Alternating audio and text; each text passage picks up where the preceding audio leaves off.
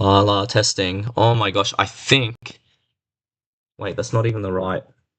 Plugged the wrong thing in. Plugged in the printer instead. This whole time.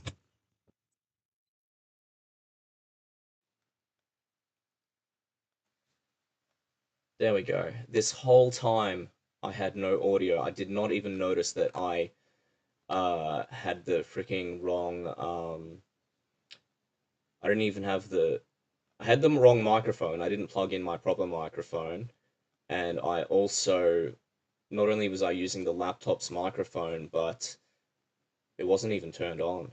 So this whole time I've been talking. Good thing that no one's actually been watching. Um, but that is something I got to remember, and I'm going to write a note of that.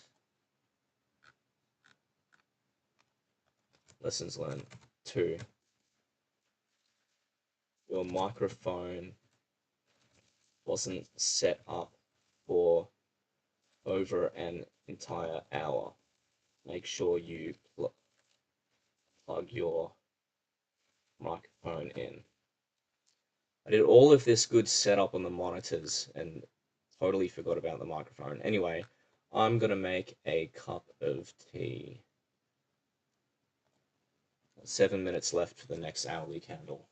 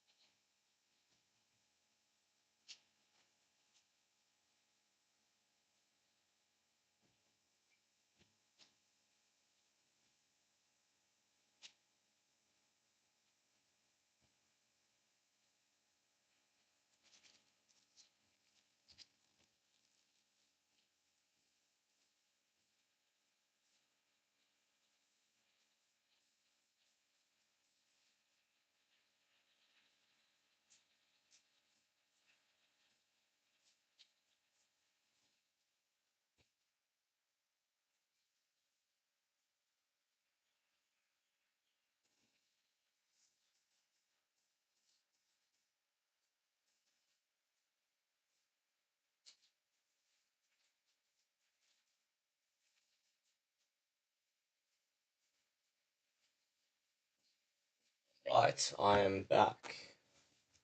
So, it's in the middle of rolling a cigarette as well. Now let's reassess all of these things. We're looking at M and Q, and conditions are not favorable for me. This hourly candle is actually it's almost over. There's 5 minutes left to this hourly candle, and it is an inside doji. So it was definitely good to trade then, but could be leading up to something else. You know, even on the hourly, there is a bit of a triangle present. Where's my mouse? Ah, there we are. So even on the hourly, we can see something like, actually we want it to snap. Okay. Bit like that. And in the other charts, I've been treating just these as a horizontal support, but on the hourly, we could even, oh, wrong one. We could even say it kind of goes like that.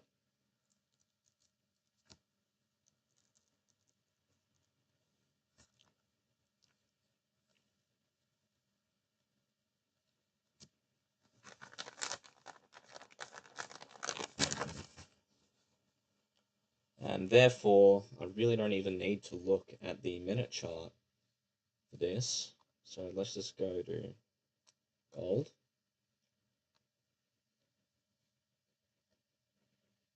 Three minutes left. I think I already spoke about this hourly candle. And just to reiterate, once again, no one's watching. This is just for my peace of mind, is that daily candle is still inside, and the last price of that daily candle is pretty much around the same place. So we do have to wait for more of a break to the upside, hopefully.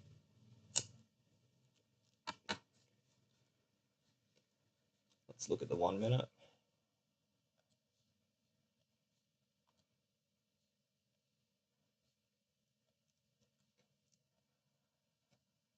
And we're seeing it's another triangle. It's higher lows and lower highs. I think triangles are pretty good. I've actually in the past I've been you're right with triangle breakouts.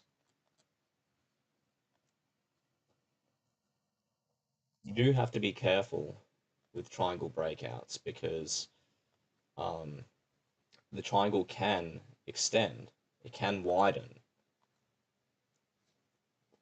and even when it widens, like right now,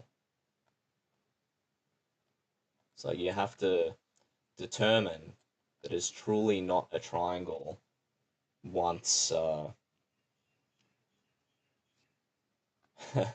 I think actually that makes sense now, doesn't it? It is truly not a triangle once all of its angles add up to more than 180 degrees. So right now, I think that's an isosceles triangle. Let me Google. What's the definition of an isosceles triangle? I think I spelled that right. I had a dream where last night I was bragging about never spelling words wrong. Because I rarely do. But no, actually, it looks like I did spell it wrong. So, two sides of equal length. Okay, so I was wrong. That is not an isosceles.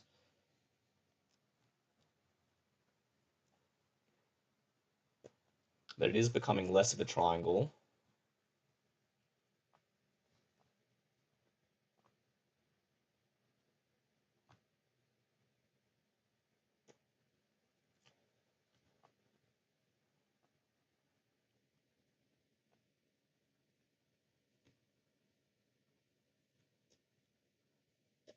Well, it even depends. You know, if we're judging it, the base of the triangle from being here, am I on the right screen? Yes. From here to here, well then technically that line could like actually go on for a very long time. So maybe it's a bit easier to judge with right angle triangles. So once again, I think what really we have to be careful with triangle breakouts is not the break of that line, which often will extend, but the break of previous highs and resistance and stuff. Now I actually wonder, because this pivot high has been tested here before, and it's rejecting off it right now, I wonder if it makes any lows, if it's going to respect that trajectory of those lows.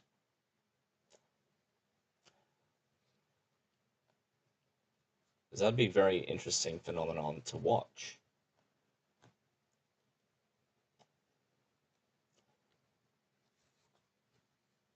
Okay, so a new hourly candle has opened. The previous one, let's switch screens. The previous hourly candle was inside.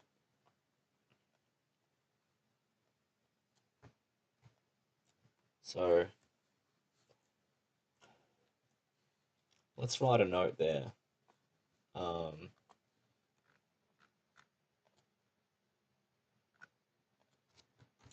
3.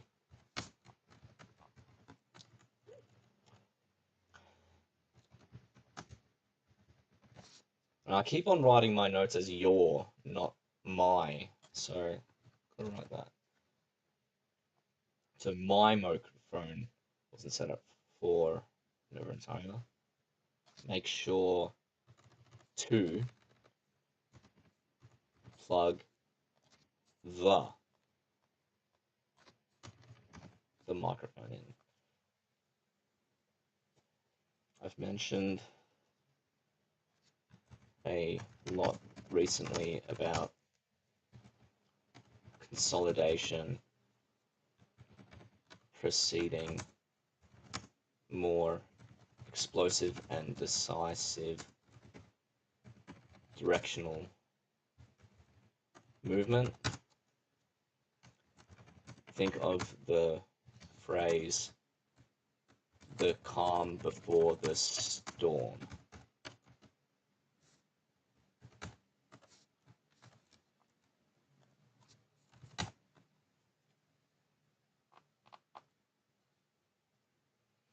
Now that's exciting. That is exciting. Calm before the storm. Now, actually, oh, looks like, let me just flick back to that chart. Looks like that trajectory with at least these pivot lows was not entirely respected.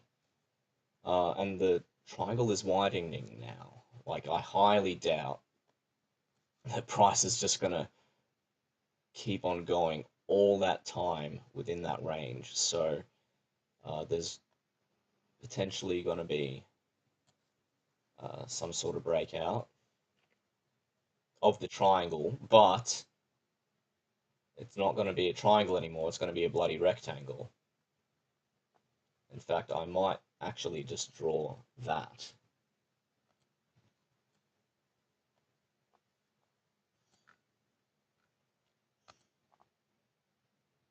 So we've got I've got to turn snapping off. Oh, wrong one. There we go. Oh no, I don't want a horizontal line. So something like this.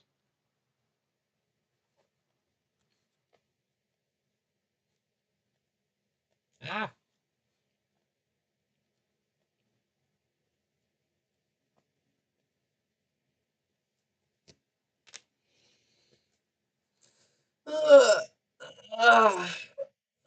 In fact, this triangle's not even that necessary because the bottom of this triangle I've already drawn as this line here, and the top of this triangle, and not triangle, rectangle, it was already based on that high, which is pretty much going here.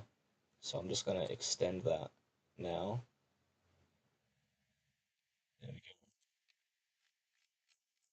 And the bottom of that triangle, a rectangle, I mean, it's going there.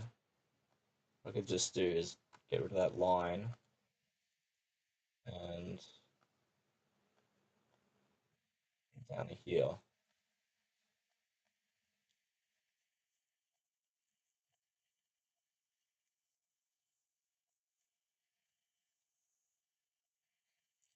Looking at the bigger charts, looks like they're, once again, not at my skill level, but there is opportunity to short.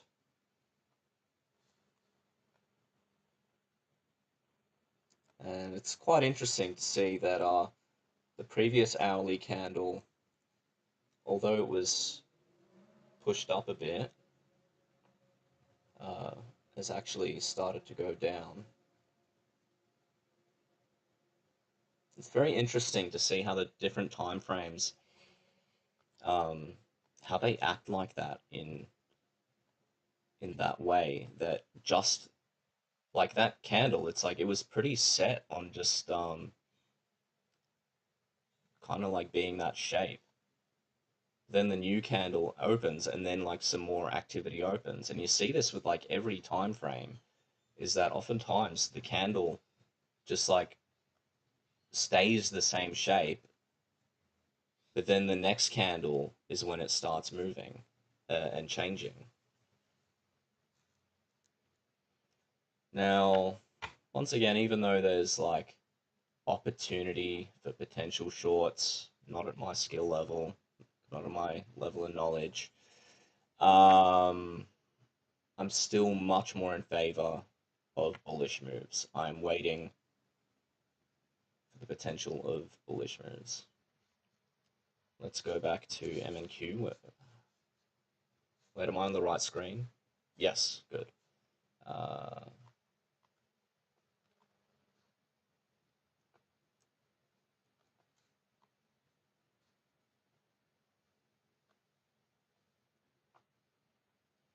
So what I just realized is, actually no, that was the other one. The charts are starting to look the same to me.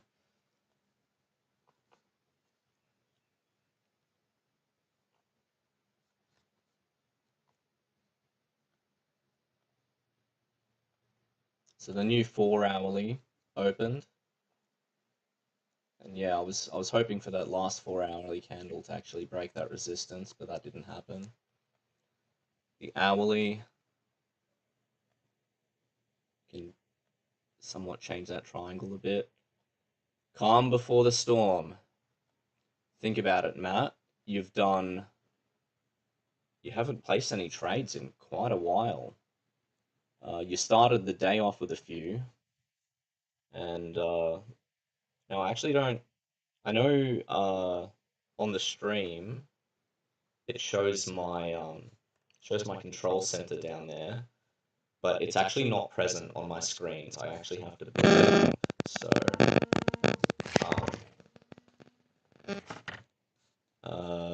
where is it? There we go. So my realized P&L is only $7.80. If I open up my trade performance, there's another window here. Now, sometimes this bugs out on NinjaTrader. I actually really like the NinjaTrader platform, but there are a few things that could do with improvement. First would be docking windows, and the other would be this trade performance doesn't always load. So, see how many trades I've actually taken today. I think it's like 11 or something, maybe 10. And sometimes it takes a while to load the trade performance. I hope it does load.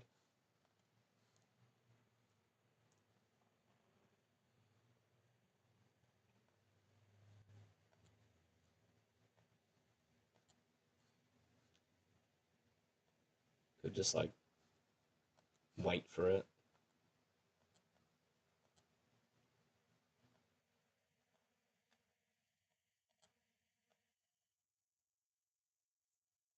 It's not really doing anything.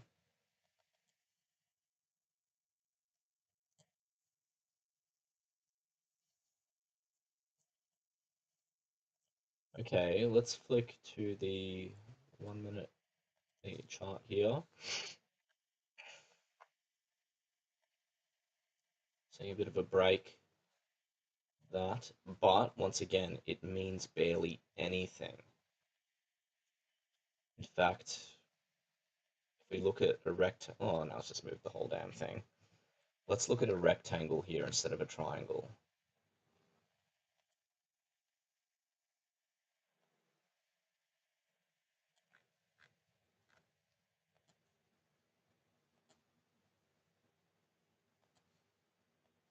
Pretty much got this happening.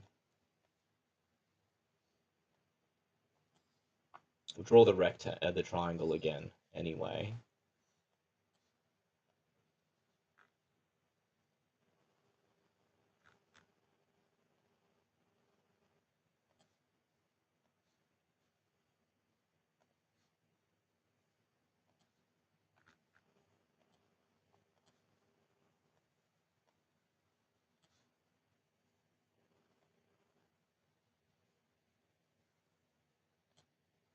we go.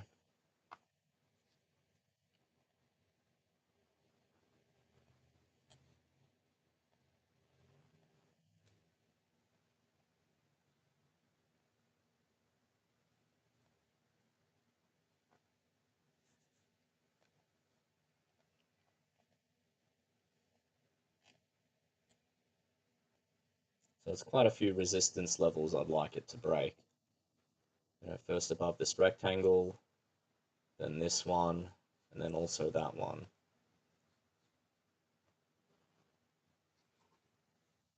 And the bigger charts, something's happening here. Is that this hourly candle is actually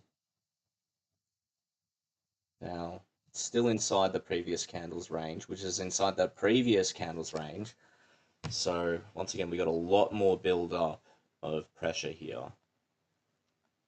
So according to my knowledge, that consolidation leads to more decisive directional movement. Perhaps we will see that soon.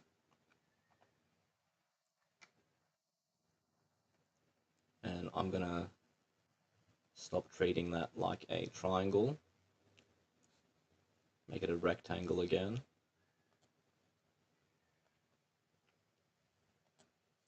Turn off snapping.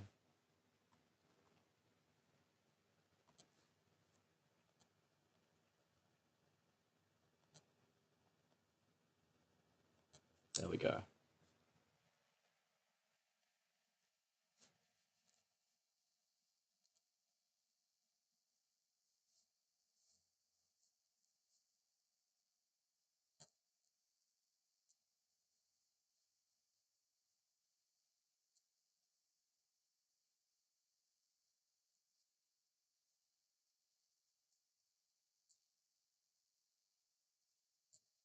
If anyone's on Discord. No, because I'm an Australian and everyone is sleeping at this time. London opens in 46 minutes. That's cold.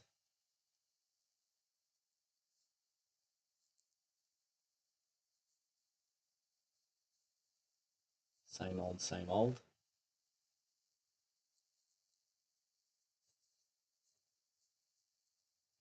For 1 minute. Still doing this.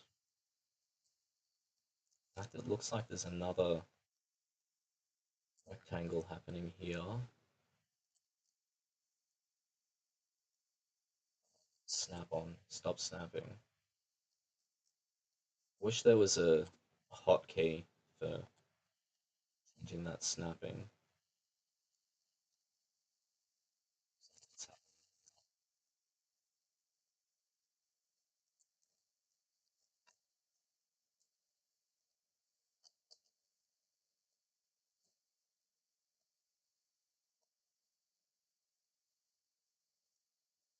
Now, this makes me think is like, here's an area of consolidation, and within that area of consolidation, we have another area. So is it kind of like all of that has shrunk down to all of that? That's interesting.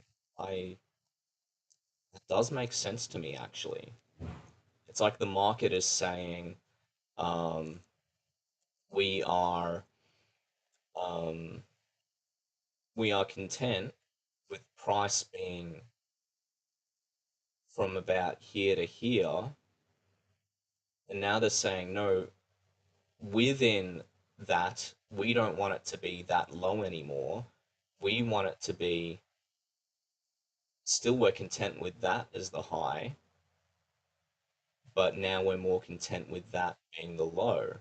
So it's like the consolidation actually, uh, yeah, is consolidated more in that way. Really saw it like that.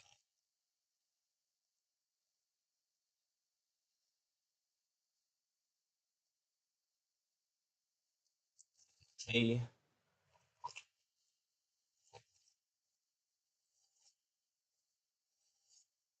Now, after setting up, my laptop is the main monitor, and having my second monitor for uh, my five other charts.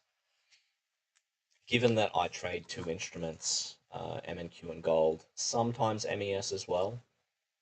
Um, Particularly if MNQ is doing good, it's like, oh well, I'll just like enter some trades on MES to double it. Even though I could just like uh, double the amount of contracts on MNQ. I don't really know why I do that. Um,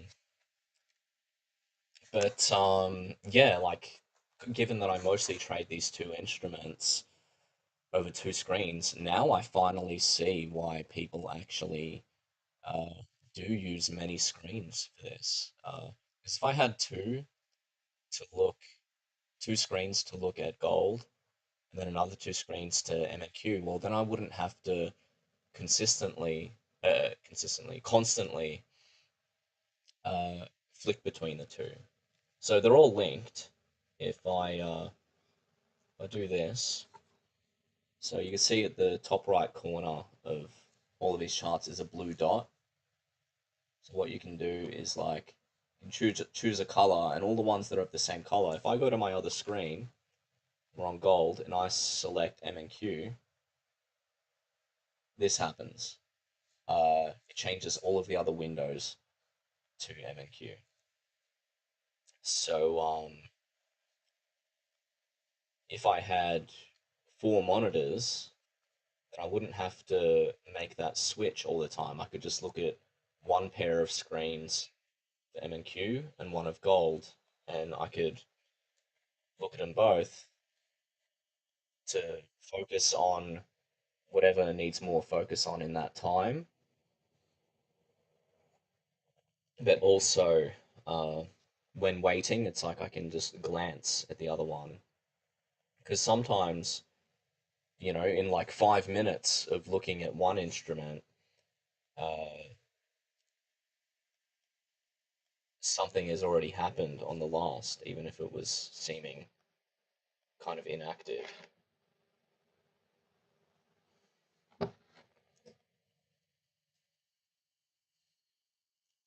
Now, interestingly, what I was saying here about gold is how to me it looks like the market was like, yes, we're happy for price to be around these highs and these lows, but now they're saying actually now we're still happy with those highs, even more than before, but now we're more content with the lows being up here. To me, that fits with the overall long-term market sentiment of going bullish. It's like they're just doing this really small, tight movement of yes, we want the price to be slightly up now. Um, it's like, and they're beginning to agree on that.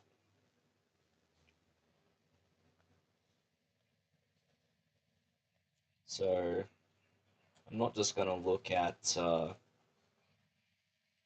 um, the um, the charts on the right on my right monitor, but I'm also because yeah, a lot recently I've actually just been like relying a lot more uh, on the higher time frame charts and not actually paying that much attention to the 1 minute of where I'm placing my entries.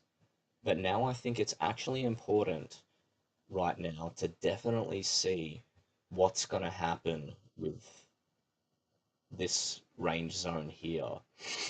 So while I'm seeing all the other stuff on the other monitors' charts and seeing when they all agree on that directional move, um, see what it looks like on this smaller time frame. Now I'm going to open up trade performance again.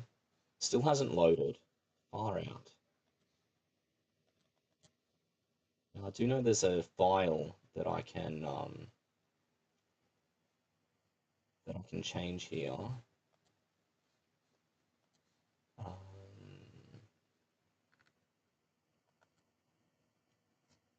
It's like a database file. I don't know if it's going to work while NinjaTrader is open, but I'm going to try it anyway.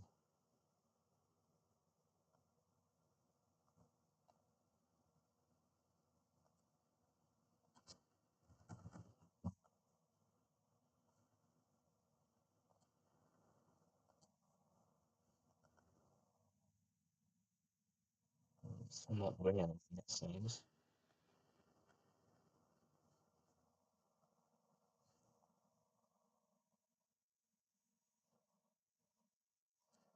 It's a bugger because I wanted to see how many trades I've taken today.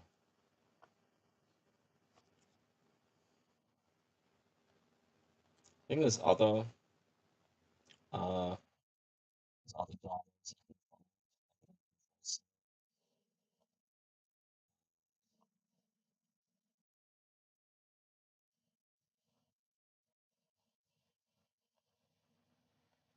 Maybe human orders.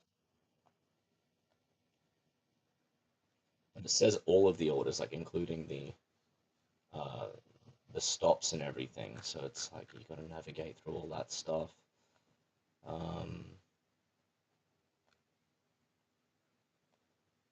Executions. That's not helpful.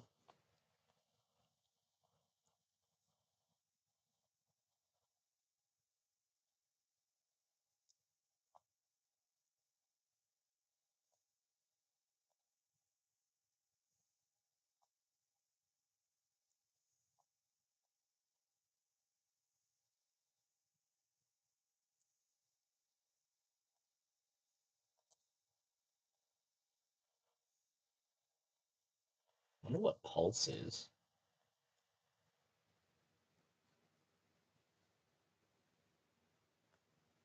Oh, it says like what other people's positions they've been taking.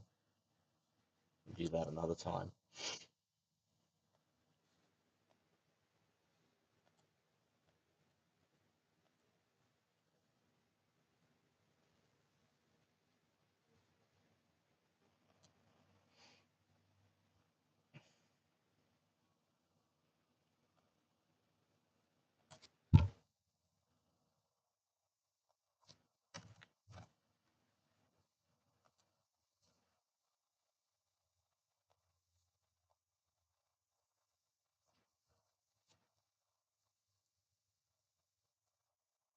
Gotta stop using the word boring. This is not boring. This is actually very insightful.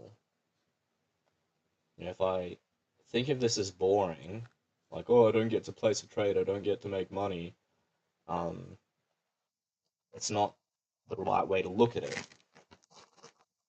Once again, it's the calm before the storm. If we think that we're a pirate ship, um, uh,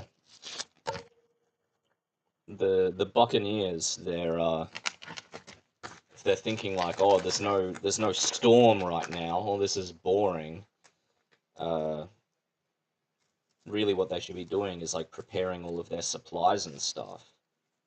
And then they're getting some work done, they can feel accomplished.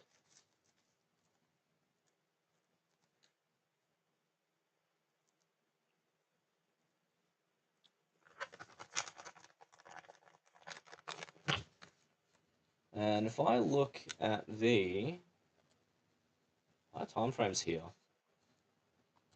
they're actually really not in my favor for going long.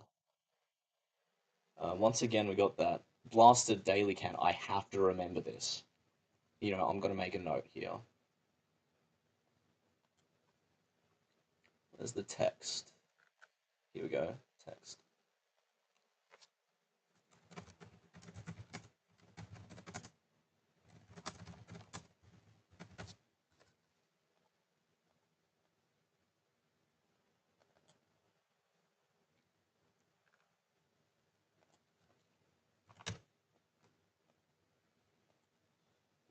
There we go. But anyway, as I was saying, is not only do I have that insight candle in the day, but the 4 hour is bearish and inside.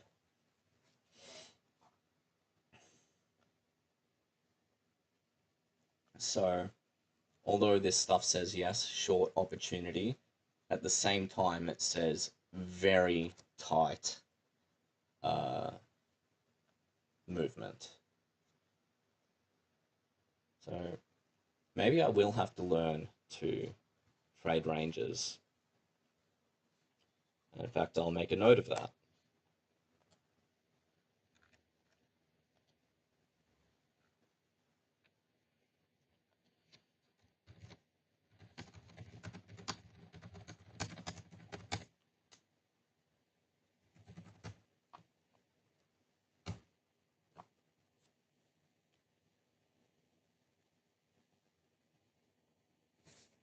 Consider learning and practicing how to trade ranges.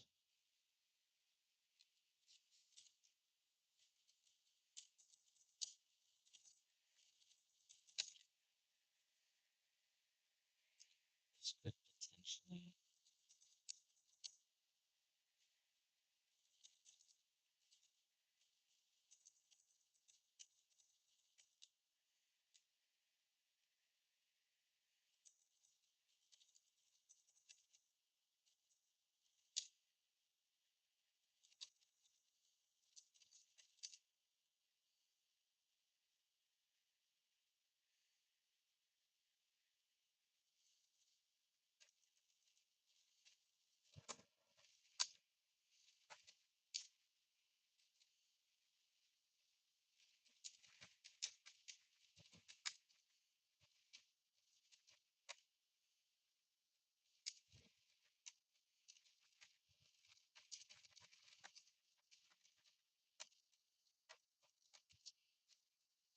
Yeah.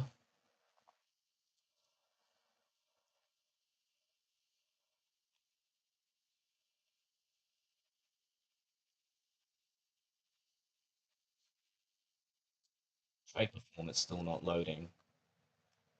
Probably have to restart NinjaTrader for that.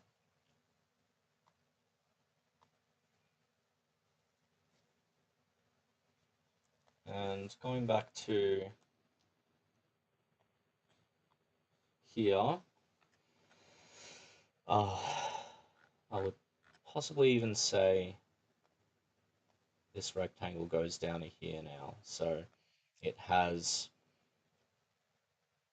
yeah, respected that line kind of here where it like was sitting in the middle there. That pivot low was just at that line and where that pivot low was, which to me confirms that yes, there is respect of that price. It's like the whole market is like saying 500, they're 5,201.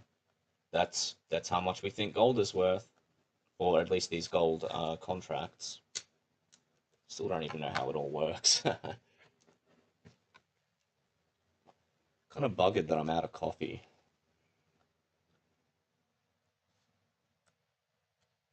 I don't even know if I'll get out of my apartment and buy more coffee today. It's like an M&Q. Oh, my mouse is lagging. Might might switch to a wired mouse instead of this wireless mouse. See if that does anything. And we're still stuck in here.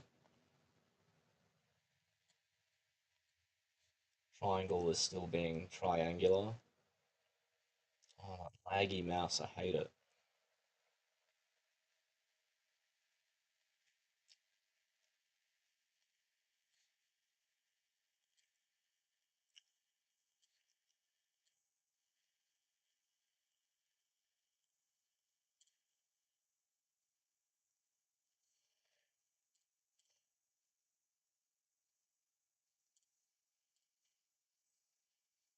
This is interesting.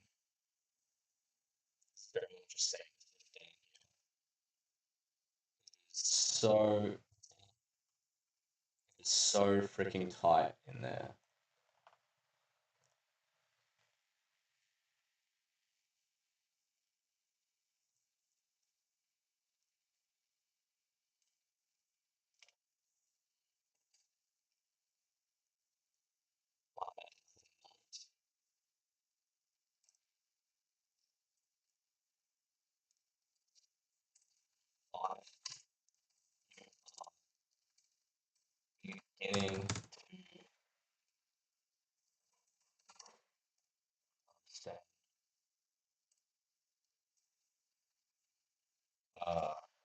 to understand.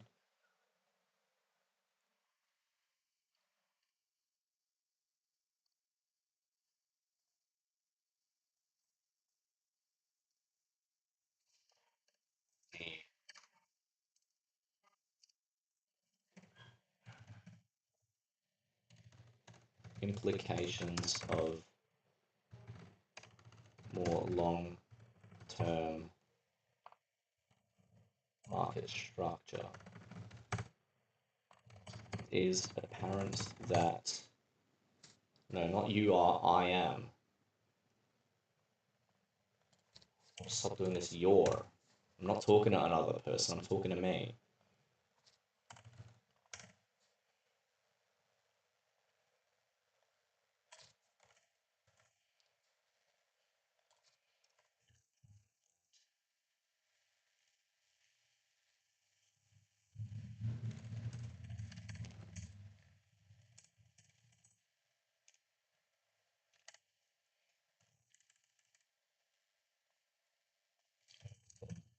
Last few days,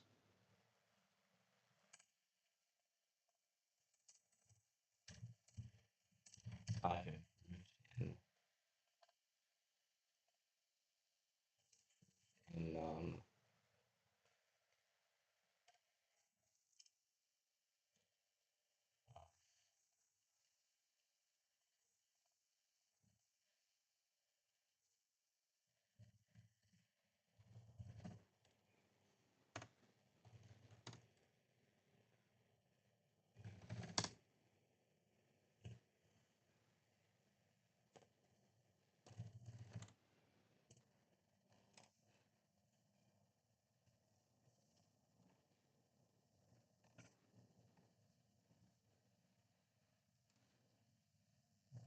how do I articulate this? I'm beginning to understand the implications more long-term market structure. It is apparent that over the last few days I have improved in I have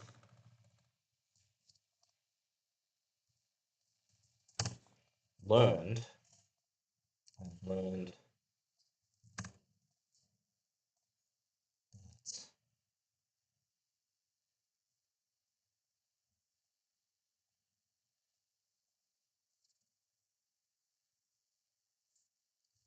small areas of price action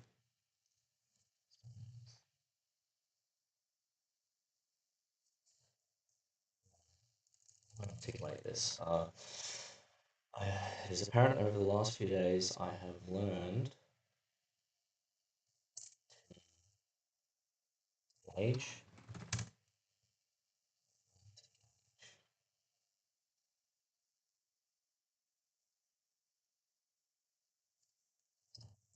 larger portions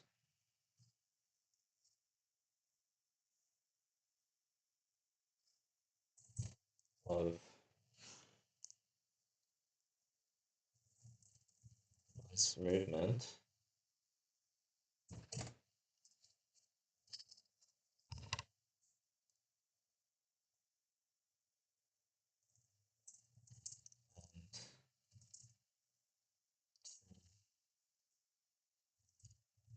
refrain from over trading on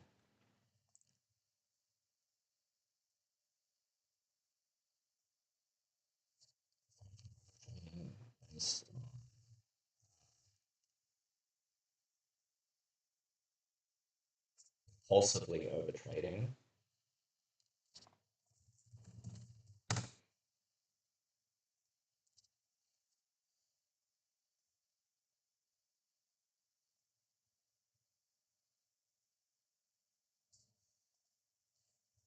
small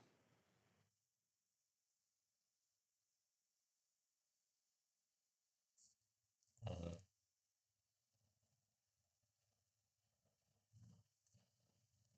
refrain from impulsively over trading based on there we go, both based on limited information presented on the chart. By analysis of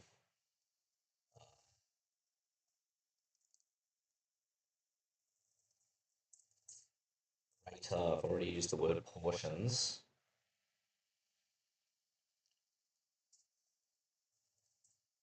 Data areas, the chart,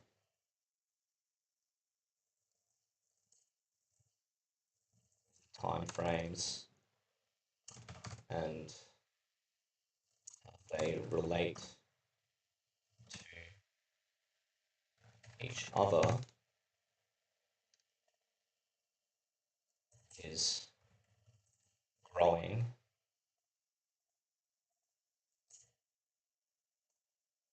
and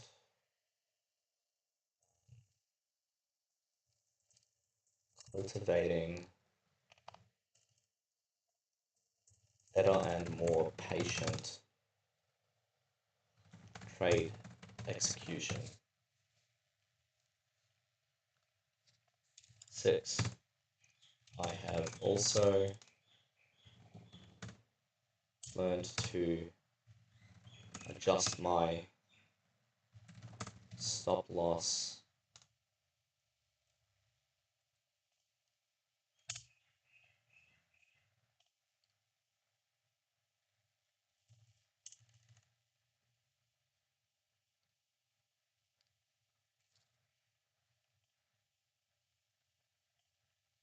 need some adjectives here. Learn to adjust my stop loss.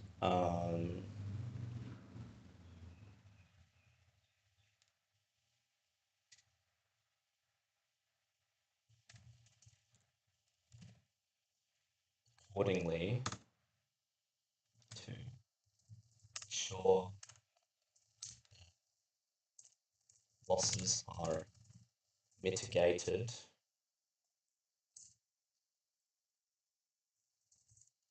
when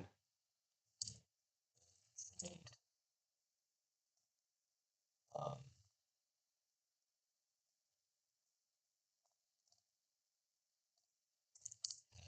decisively turned against my um,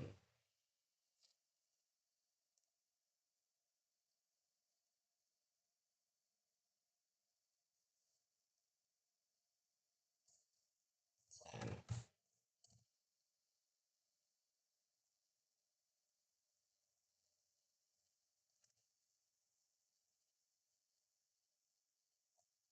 Okay, so what do we have now? We've got a 15 minute. It's peaked a little bit below resistance. Um, that's interesting on the hourly. We've got another 20 minutes or so, 19 minutes left on the hourly. And this was going up a bit. Now it's going down. Once again, there are short opportunities that I am not confident to take, particularly because that inside bar on the day is like, yeah, that is really saying don't trade. But yeah, maybe I do have to learn to trade the ranges, just something to consider, take note of. So yeah, not the time to trade on MNQ. Let's look at gold again.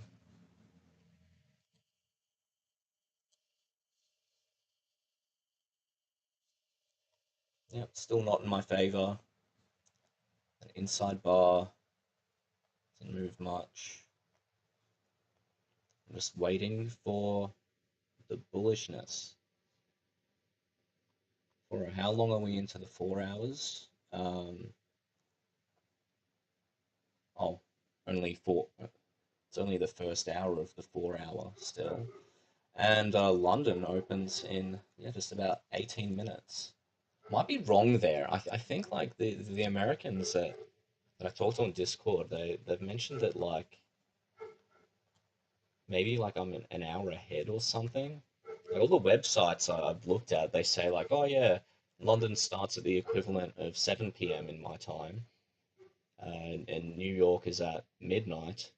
But all the guys have been saying that New York is more like 1:30 a.m. in my time. All right. Not boring. Not boring. Don't say this is boring, Matthew. This is the calm before the storm. You're preparing. Look at all this technical analysis. You've been drawing all these rectangles and lines and arrows and text boxes.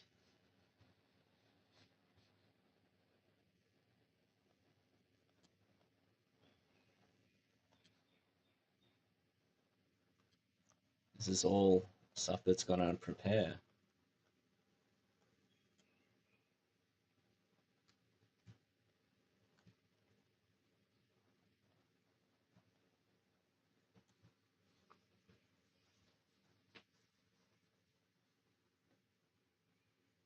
Now, I don't even know, because I've definitely been exercising today that I've been exercising the practice of waiting and not placing any trades. I'm thinking, am I actually gonna make monk mode a regular thing when uh, so one of my rules for monk mode is don't even draw on the chart.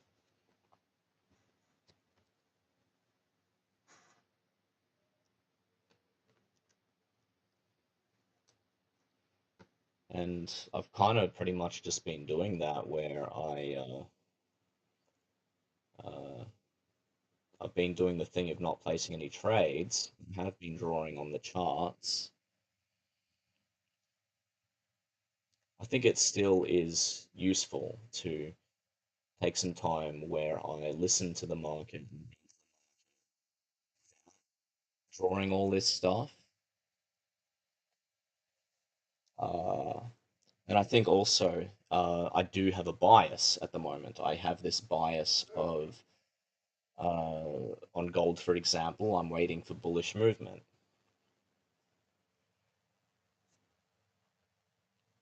One exception I would make to I didn't even have my okay, I was still looking there. One exception I would have uh, if I were to go bearish is if this daily candle uh, breaks that low. Breaks that low, then I would consider shorts.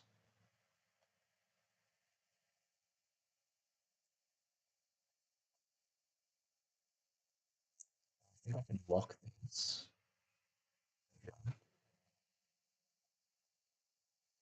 And I'm going to make another note.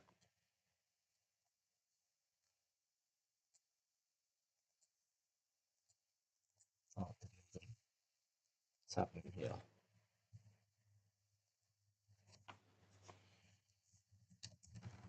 Consider shorts if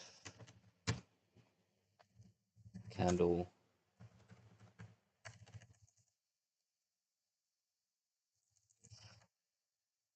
price extends below uh,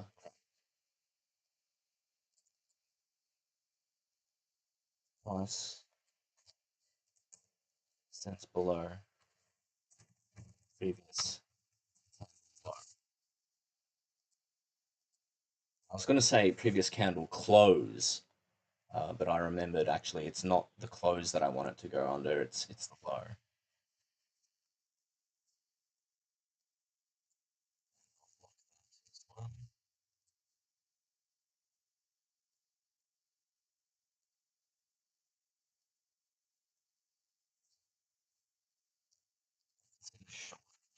Shorts.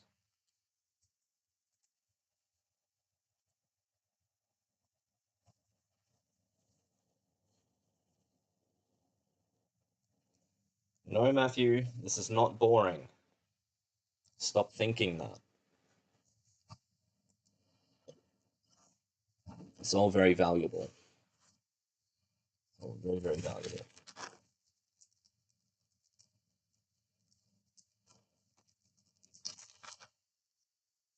Remember at the start of the stream, I was going to talk about my music stuff, but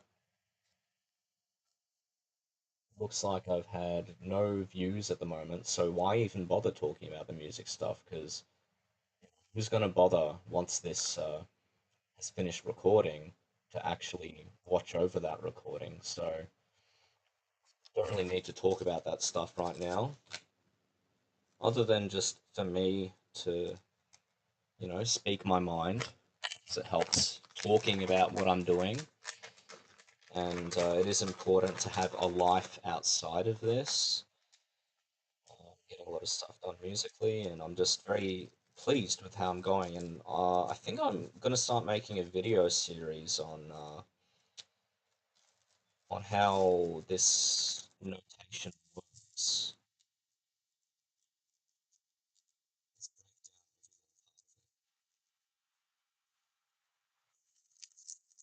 And I'll write that in my notes as well.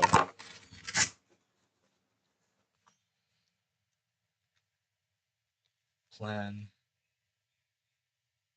videos on my new notation system. Let's do some sub bullet points.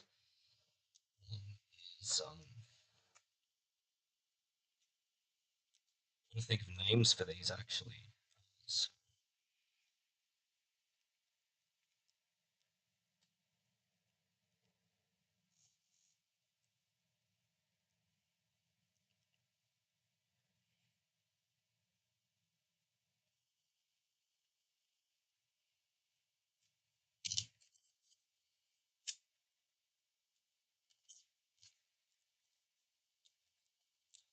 Spectrum, spectrum, signature, brackets,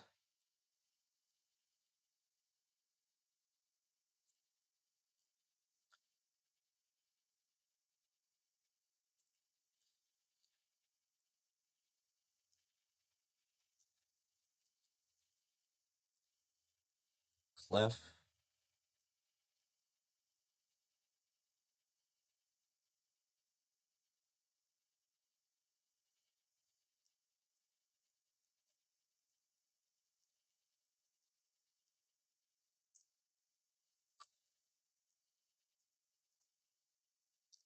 time, signature,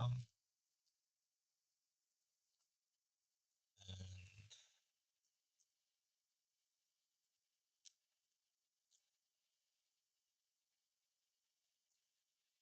what goes first? Time signature?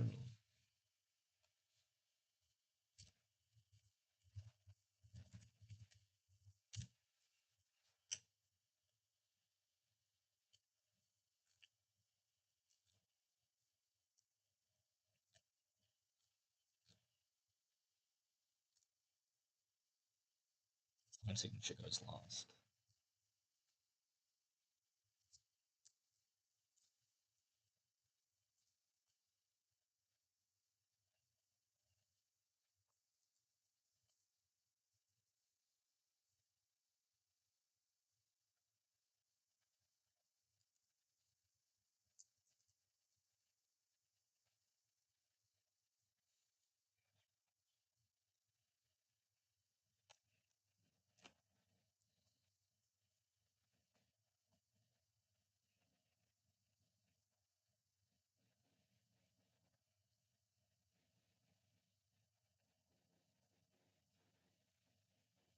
How counters work.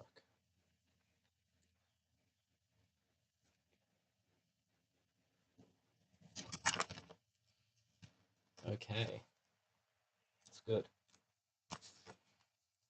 How are we going now?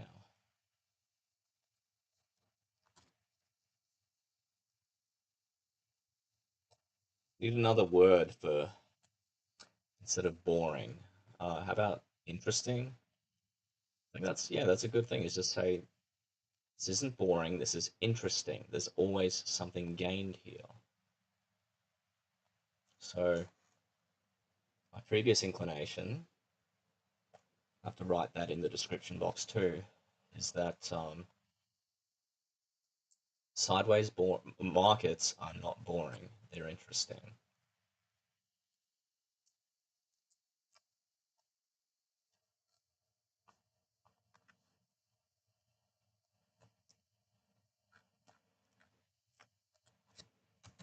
So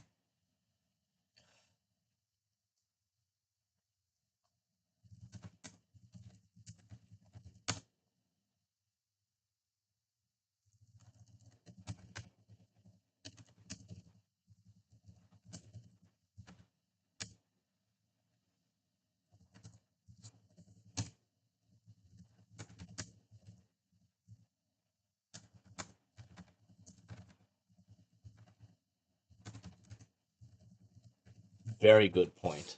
Sideways markets are not boring just because you're not placing trades. They're actually very interesting and will help you internalize the finer nuances of price movement, such as the candle behavior and pivot points of lower timeframes within the larger candles and swings of higher timeframes, and vice versa. I had another point to make there. Um, what was it? Oh, that's right, about intuition. This will become part of your intuition. All of your uh, study, research, and practice will internalize and manifest in your tuition. 9. The just coming up with points left, right, and center here. The character development you achieve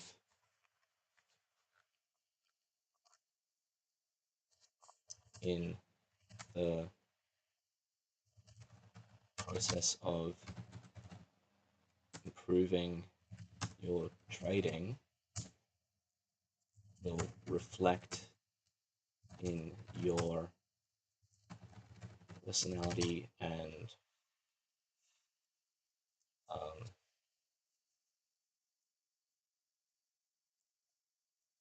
personality. It's another way of that thinking, perspective, and behavior outside of trading. You will have to stop using your again. It's mine. So it's because I'm.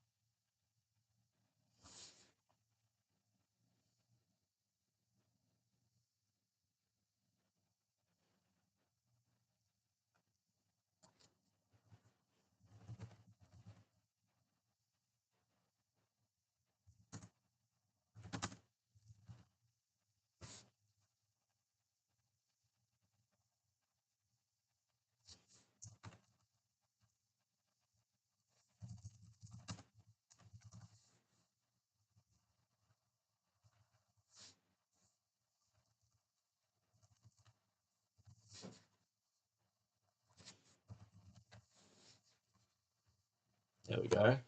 Character development in the process of improving my trading reflects in my personality, perspective, and behavior outside of trading. I'm becoming more calculated and taking risks, patient, intelligent, decisive, and realistic. Back to the charts. What's happening here? There's another one of those handsome green candles. And it's open now. The green candle I was talking about was on the minute here. But looking here,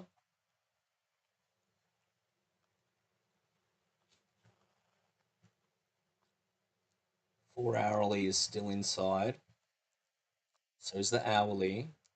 The only hourly just started, but it's either London or an hour lead up to London. Like I said, I'm still not too certain about that.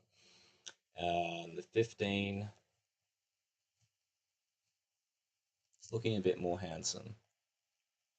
So yeah, hopefully this is that this opening of that storm, of that calm before the storm I was hoping for. Maybe this is just the winds starting to howl.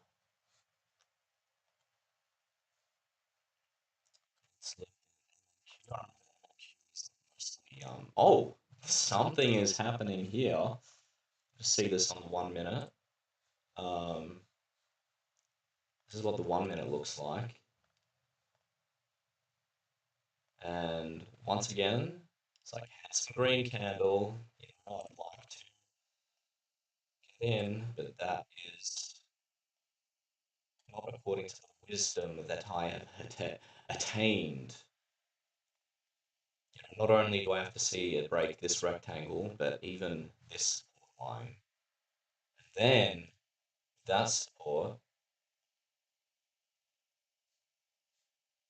Second, let's see this. That's triangular, you know. It's becoming less and less triangular, and I think I don't have to worry about that now. I have to see it break off there. I have to see it break off there. And then there's a bit more space in there, but still, it's like, is it actually much space to travel between showing what's going to happen between there and there? If I see continuity across all time frames, uh, then I think I may take that risk. Let's switch to the other screen. What do we see? The daily is looking a bit better. It actually has. So I can't even remember if it, when I looked before, if I think it did. It had already broken above the previous candle's high. Um, Still, yeah, not seeing that, which I've pretty much seen in the time frames. It's still inside on the 4 hour. The hourly is looking pretty decent. So is the 5. I'm going to get rid of that.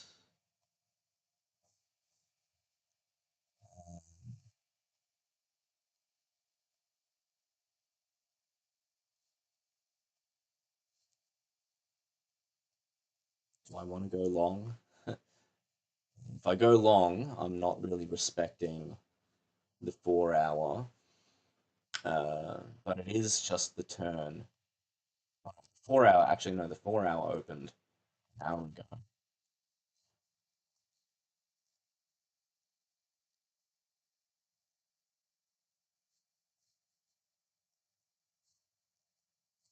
Let's just flick back to gold for a second. Just like remind myself what's happening.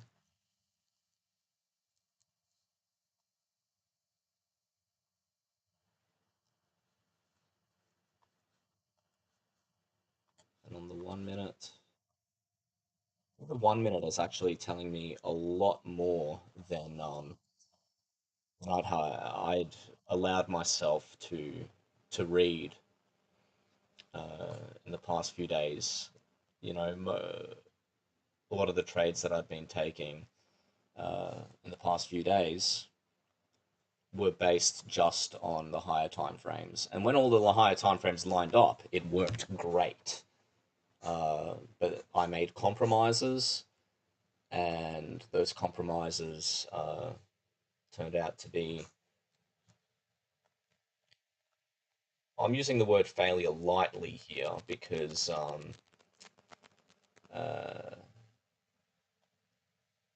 although they weren't winning trades, they still succeeded in being lessons learned. And it really seems that today I am really abiding by those lessons.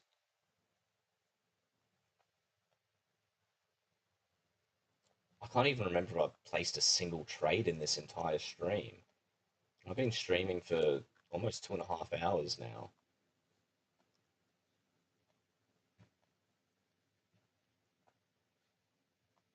So let's extend this. Stop snapping. There we are.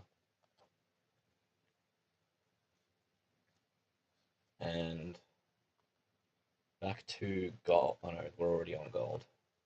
Back to MNQ, because I think MNQ, yes, was looking more interesting at the moment. We've reached that support. It looks great on all the other charts. Even the 4 hour is starting to pick up. I'll switch to that. There. So yeah, the 4 hour is picking up a bit. Maybe we'll see a break above that. Hope so. And even on the 1 minute, I still may consider going long just because of the break of this level. Let's extend that again. Snapping on or off? Yeah, it's off. Let's just extend that. Extend that to there. Now, if we're going to treat that point as support, well then it is testing that very, very narrow zone, which I would even say is like an area of consolidation as well. I'm thinking I just might go long. There we go. And that's a nicely spaced uh, bracket.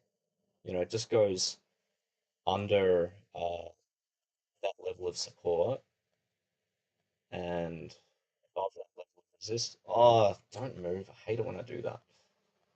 Oh, looks like it was basically in the same place. Let's put it back in snap, put it back in place. There we are. And oh, it's turning against me already.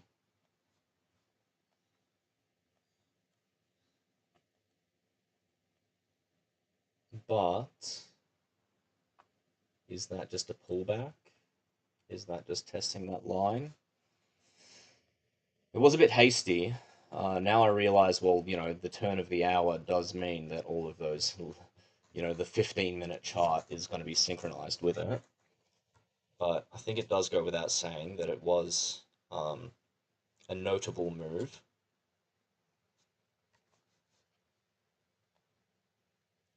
But whether it was just an overreaction and now the market is correcting itself and saying, no, we actually don't want to go up, that is something I will have to I'll have to see.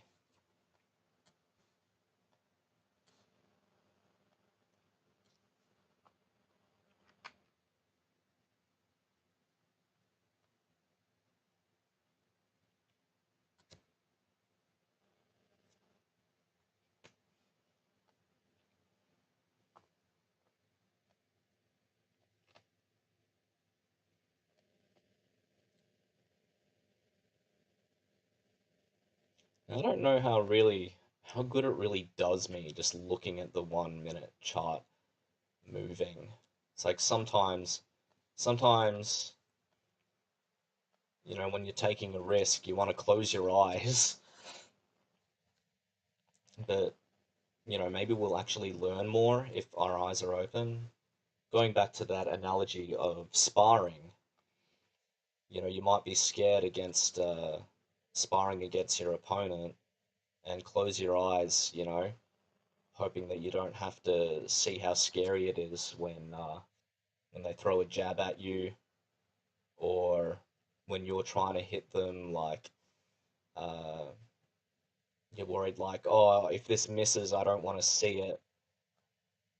So it probably is best that I do keep my eyes open on this. It's difficult because it really involves you emotionally when you see each candle, like, that candle that just turned a little bit green for a second. And when I entered the trade, just seeing like all the candles going up and down, and it really affects your emotions directly. And I think that's something that should be confronted to some degree. And another difficulty is the temptation to act upon your emotions. Now, your emotions they can be a bit of an alarm. They actually can uh, tell you the right things sometimes. But sometimes, like, if you're feeling fearful, you may make hasty decisions. And it's difficult because when you see the price going down, you do feel a bit scared. And it makes you think, like, do I want to move the stops? Do I want to just close the trade? Um, you have to remain calm. And it's difficult as well as like being hopeful. It's like how scared or hopeful you are does not change the direction of the market. And it's very deceiving because, like, when you see uh, how price moves and how it affects you directly emotionally, uh, you feel so attached to it that you do feel like, oh, it's not the market influencing my emotions, it's my emotions influencing the chart. Oh, if I just keep on hoping it's going up, then it's gonna go up. And uh, I am a hopeful person. I think hope is very important. Hope actually does help you think and perform better. There's some idiot, he came out with this book about like the hopelessness of hope or something. Freaking moron. Uh, hope should be used in the right context. Don't just like hope for the impossible. Um, like, what hope do I have now? Hoping that the trade goes up is out of my control, but I can hope for things in my control. Like, in fact, hoping for the trade to go up, even though I have no control over it, I think that's what true hope is. True hope is, it's not about trying to uh, see that your hope will directly affect that outcome, but it gives you a more positive outlook for future actions. So if I'm hoping that this goes up, then I'm actually like training myself mentally, even spiritually, to learn all of the things that are involved with this hope. Hope is not just a blind assertion. just blindly assert it's going to go up because I have this feeling of hope and these ideas of hope that it will. No, these are all just uh,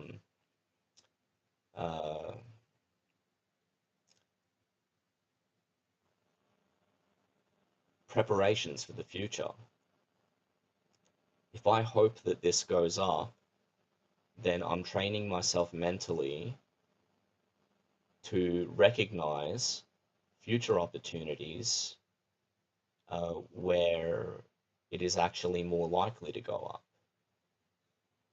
It's a very interesting mental trick, and you know, because of modernism, which I complain about a lot, people losing um, the spiritual aspect to life, people losing the idea that things are actually objectively true.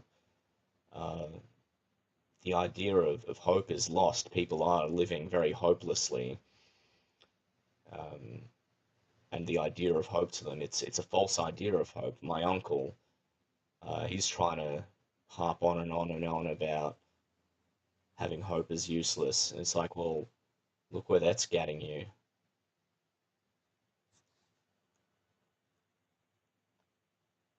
It's a total misconception. Like I said before, just then is hope is not a blind assertion that whatever you're hoping for will directly manifest in that moment. No, it's a lot more nuanced than that if you're going to articulate it. But it's a lot more simple than that too, is that it doesn't even need to be articulated and explained and all that. If you really know what hope is and how it benefits you and how it doesn't uh, shatter your reality and give you a cognitive dissonance when things don't immediately turn your way, if you are wise in understanding how hope works, then if things don't work your way in that given moment, you accept that, and that hope carries on uh, to future circumstances, and that's when it does manifest as a reality.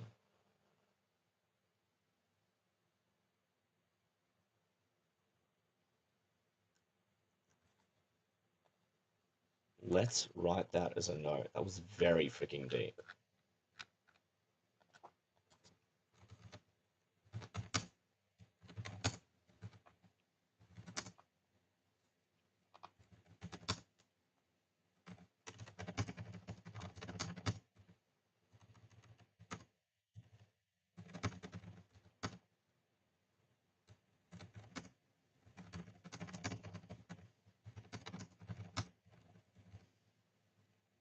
There we go. That ooh, there. Now I really made that very concise. Hope doesn't change the direction of the market. Hope changes the direction of your heart. Wow. Wow. That was freaking that mind blowing. That is good stuff. So going on, moving on. Let's look at gold now.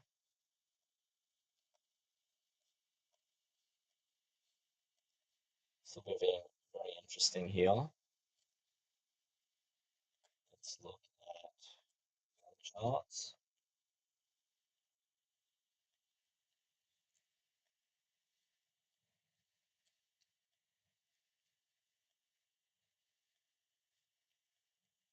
Still an insight on the 4 hour. Still an insight on the daily. Insight on the hour.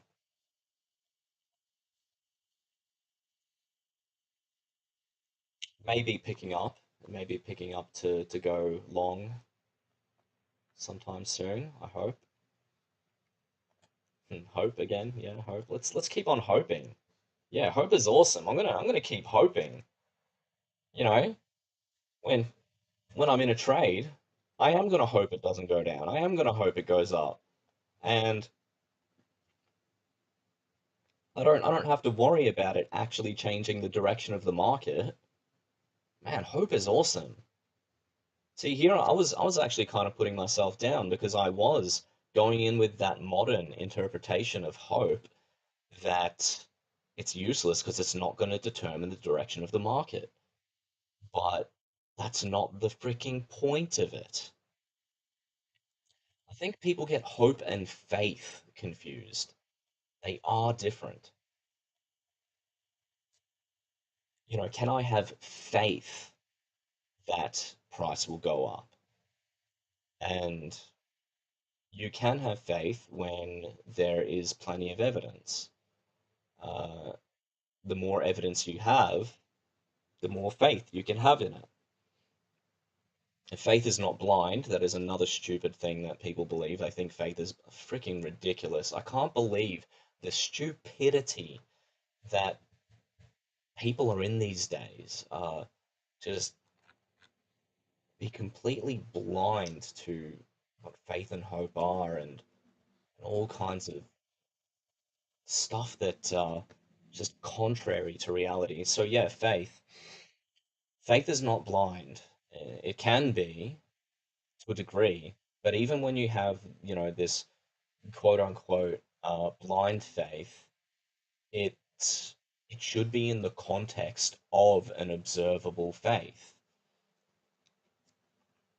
Um, Faith or fidelity, that's a very clear example that we see what fidelity means is, well, being loyal to your spouse or romantic partner. Um, and what does it mean to be faithful? Well, it means to trust. Now, why do you trust them? You've got reasons. You don't just, you know, you meet someone and then you marry them. It's like, no, you date them, you get to know them, they get to know you, and you exercise getting to know them uh, and developing your friendship, developing an understanding of each other to discern, can I trust this person and can this person trust me? You're actually basing your faith on evidence. That is, if you're not stupid, which most people are these days, and they will get into stupid relationships and not actually understand what they're doing with dating other than, oh, I feel good. Uh, what you really should be doing when you're dating is uh, exercising your hope and building faith.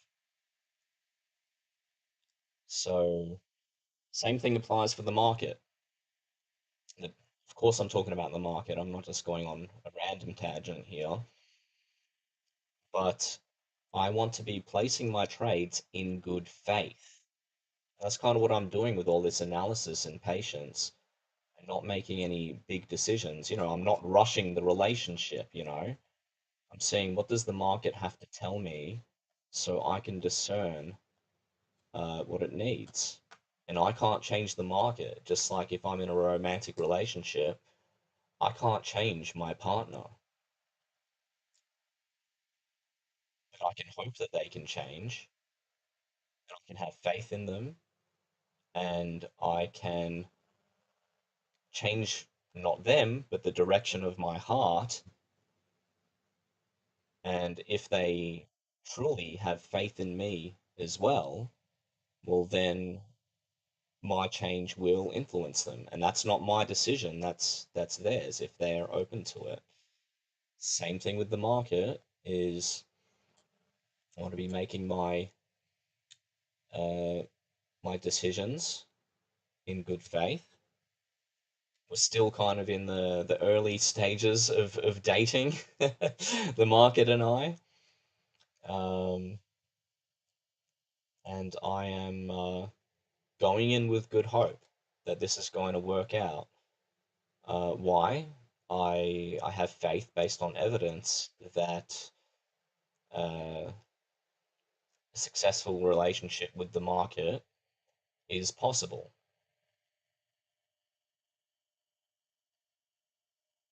Fortunately, the market is not romantic. That would be absolutely ridiculous. You know, it's not sexual. If it was romantic and sexual, then it would be like the worst polyamorous or polygamous entity. Um, but just like a friend or a group of friends, a group of people, even if they're not your friend, you can still have faith in their actions. Like, let's say there's a guy that doesn't like me. If I know his nature, I can still have faith that he's not gonna like stab me or something. um, and you know the market can do some interesting and harmful things. If you're reckless, especially, but if you know how to manage your recklessness, then you won't probably won't get burned that badly. Um, but yeah, what I've seen through other people who trade is that people who treat the market as as a friend and still someone to be wary of. You know, you can be friends with potentially dangerous people, but still know how to keep your distance. I've definitely done that. Um, so anyway, bit of a tangent there. Looks like MNQ is doing okay. Which screen am I on? Okay, I'm on the minute chart. Let's look at the full. Um, Hours still inside, days still inside, 4 hours still inside on gold. We are waiting for gold. What does the 1 minute on gold look like? Still in that range. Let's expand that a bit.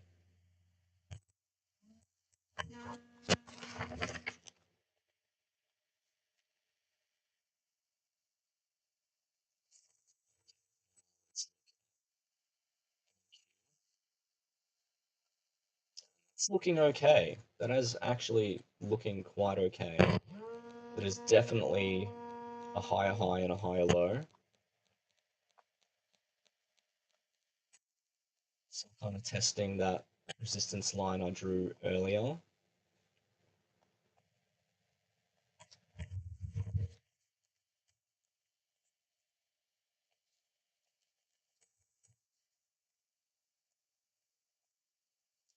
The bigger charts say.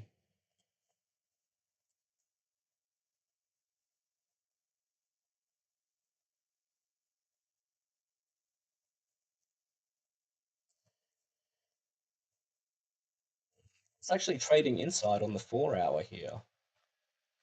So slight compromise again.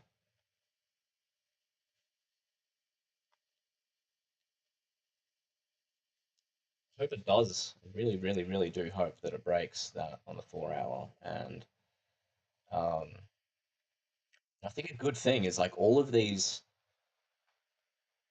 boxes and stuff are going to save for like my next day of trading and like even the weeks ahead as I'm going to be seeing it from this perspective. And I think that's going to really work out for me. I could probably even evolve. You know, I might make um, other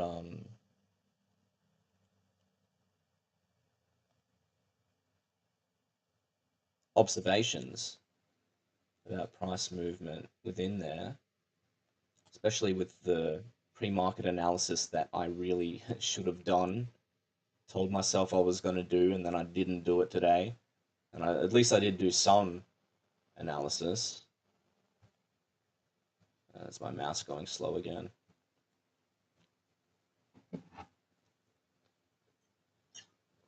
What do we look like on 1 minute?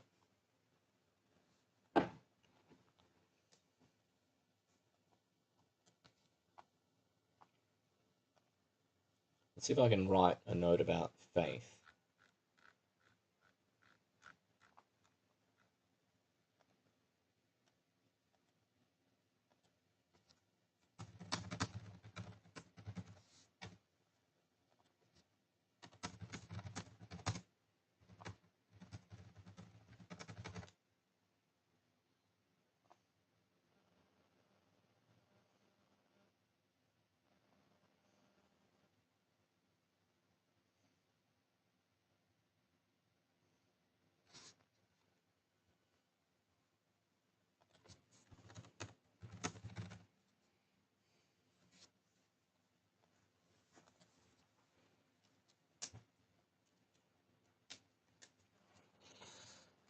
Ugh.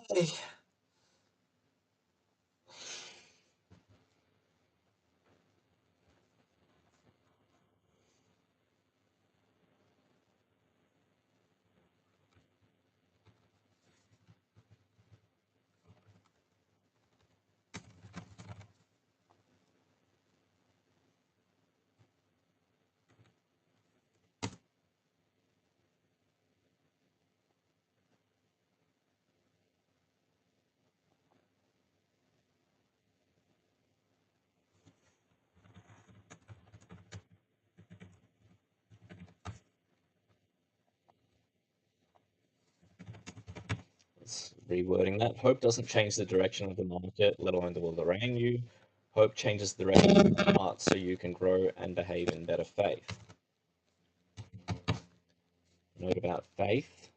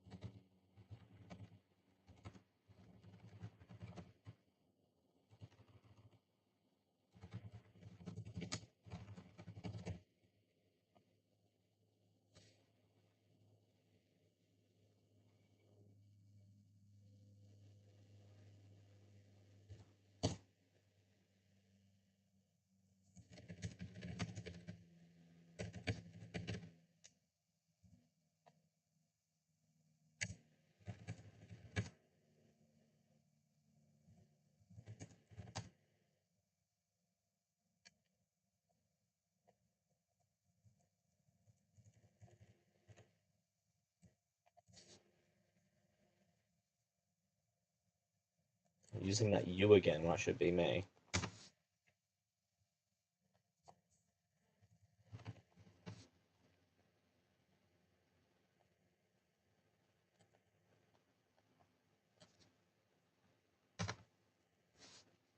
Hope doesn't change the direction of the market, let alone the world around me. Hope changes the direction of the heart to grow and behave in better faith. Faith is built on knowledge and understanding.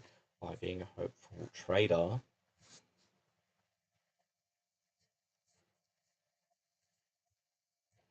I will, I am. That's another thing I do. I've got to do present tense.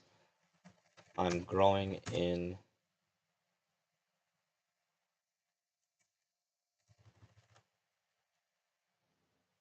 being a hopeful trader.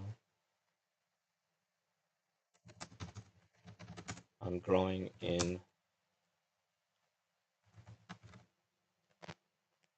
wisdom of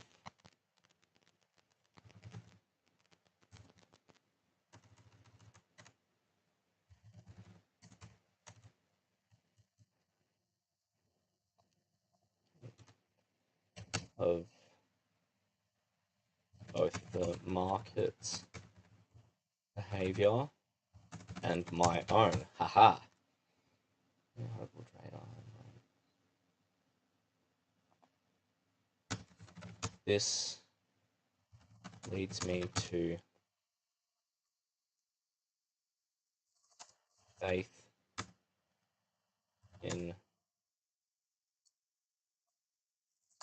the relationship between market and myself, resulting in better decision making. Freaking solid. Solid, solid. How we going? What's happening here? Seeing some negative numbers. It looks all right. Still possibly a pullback. But we did kind of rush in. I didn't respect that resistance line too much.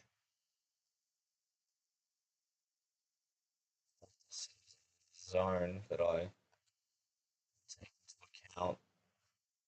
Sure, like I could have seen, like, okay, that's peaking above that, but say that it really is just there, and how did we go there? All the current green candle looks a bit more promising, and Here I am basing everything on just that nice green candle again. Did I save that? No.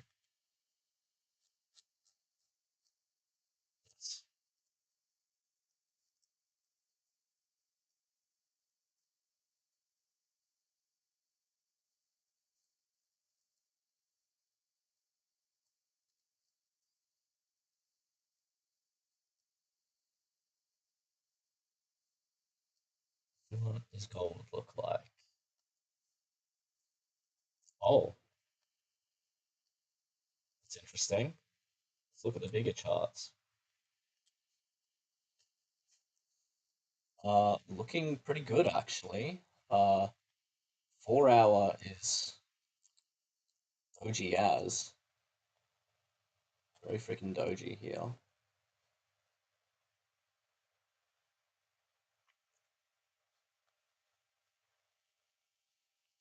It's interesting, which meant because it's pushing up that it must have actually been red before, given it's a flat top doji. The hourly is breaking that previous high.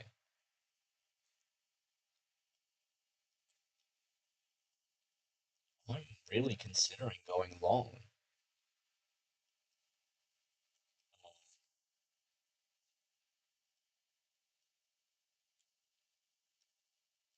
Well, to be honest, I'm just gonna risk it to get the biscuit, and let's hope.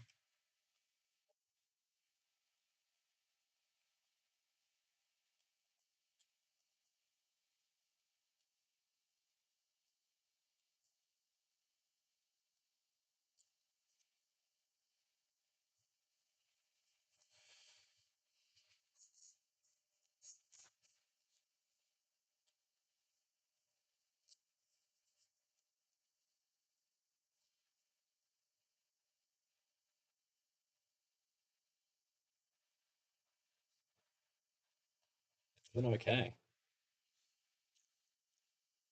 And yeah, we're not even the first hour into London, or what I think is London.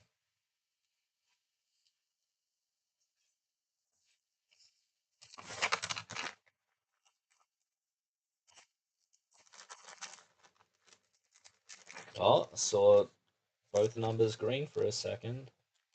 I don't know if you can, in my position tracker, it keeps on changing. Uh, there we go, there, it's up there now. I'll change that just so it only shows on the main chart. There we go. There it is. So now if I do that, oh, whoops, that, yeah, now it shows. But yes, you can see it on the control center at the bottom anyway, which I'll have to bring up on my screen because it doesn't show unless I bring it up. It shows on the stream. Um, realized P&L. That seems to have gone down because of commissions. So even though like the unrealized P&L, well, now it's negative, but before it was positive. Uh, even then, even though it was positive, it was showing my realized decreased because commissions involved in that trade.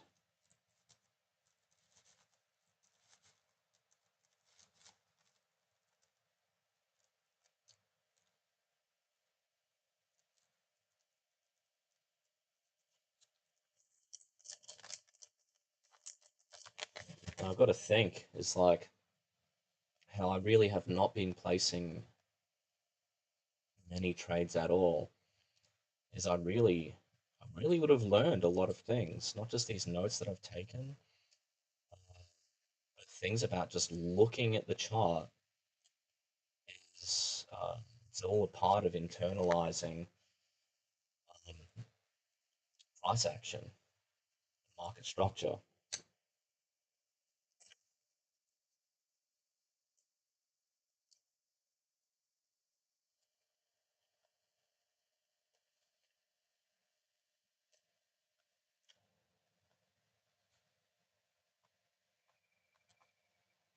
Wait, which one am I streaming? Okay, we're streaming the 1 minute.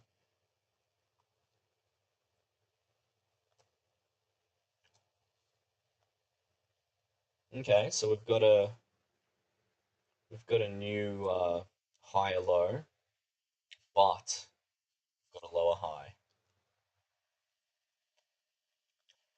which might be temporary. This candle looks like it's reacting to that, so that could be part of the swing up. I'm just gonna hope it is. Hope, hope, hope.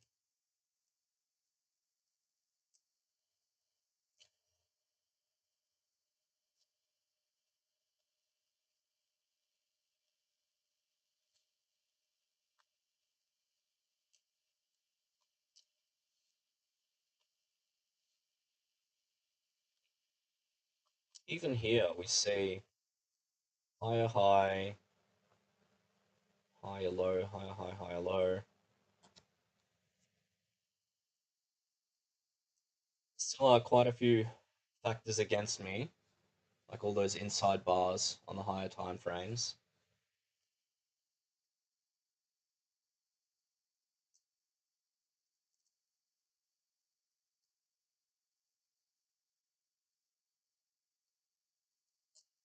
Once again, is like going in this with hope. I believe it is going to teach me a bit more about ranging, like I said before, by testing my intuition. Sparring against slightly range-like conditions. It is going to condition me to understand that kind of stuff. It's very difficult to look into the future, because when we want to like see what the future looks like, it goes against what is happening in the present.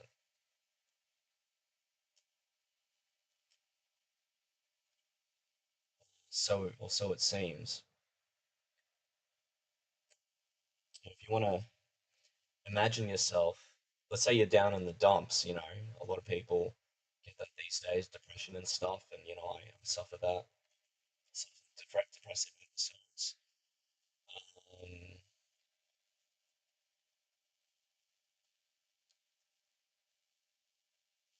in those very difficult times, it's very difficult to imagine that things are going to get better because you're so focused on everything else that is going against you in that moment, that the idea of something better just seems unrealistic.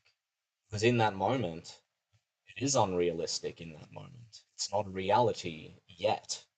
So you're looking at the reality in that moment and it's not there. It's unrealistic. So once again, with hope, is you have to begin to condition yourself to look towards things being better, even if everything now is way.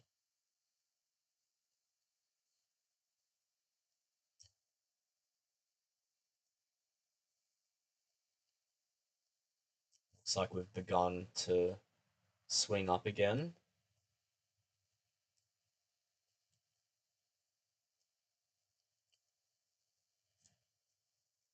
and you know, even though I'm on the right screen, yes.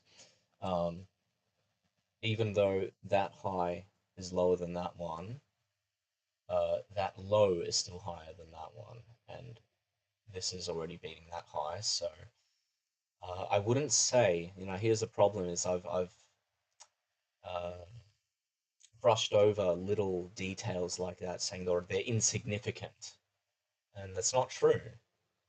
Like, let's say hypothetically that this swing does go much higher than that high.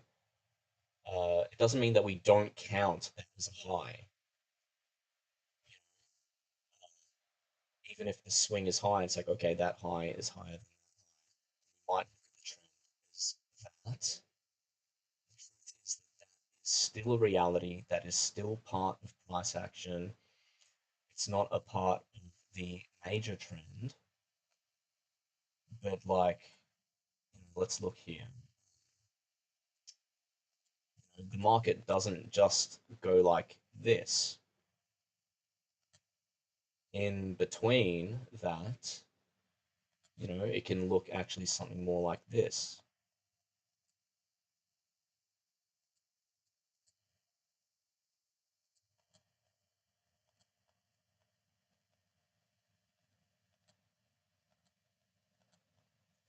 That's just another representation of this very uh, simplistic depiction of a trend. If I look, let's draw some circles. If my mouse moves, uh, so I don't know if like this computer, which is I'm sure it's new and decent, is just lagging or it's the mouse. Is there like a pen tool on this? That would be a bit more ideal. I don't think there is. So stay in draw mode because I'm going to draw a few of these circles. Gold's not looking good. So we look at higher high, higher low, higher high, higher low. Well, on this we can see that too. Here, here, here, here. And we could say like it's the high up here as well. Ah, bugger. Get out of draw mode now. Stop that. Silly.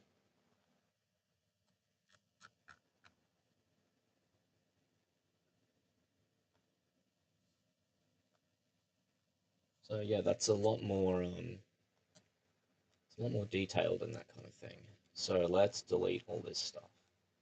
This laggy mouse. I'm gonna have to look at gold in a second. Oh my gosh, my mouse, why is it going so slow?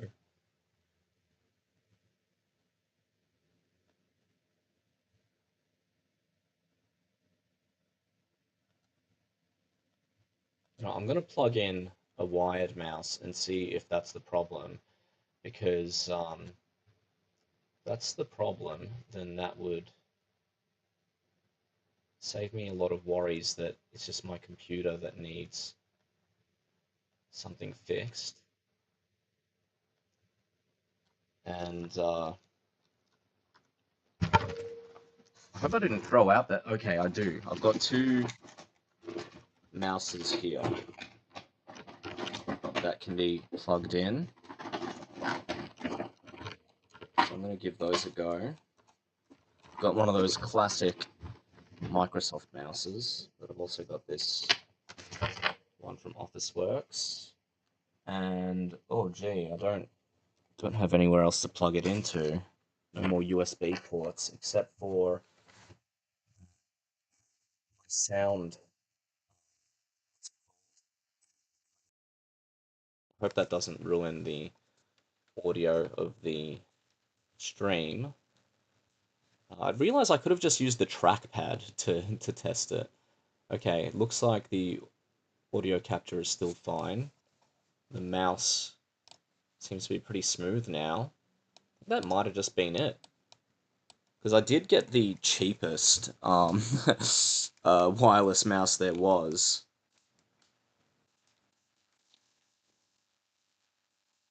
Put that wireless mouse in the drawer for now. Oh, you know what? It's probably not even just the wireless mouse. It's probably the batteries I'm using. What are these batteries? They're um long life.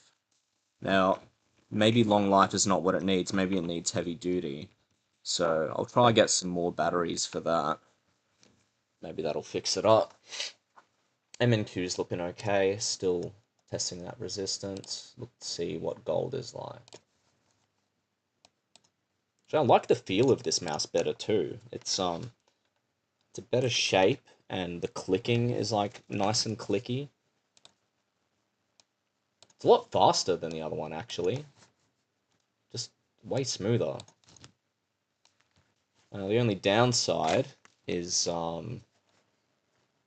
takes up a USB port. So I think once I get some better batteries, that should probably alleviate the problem.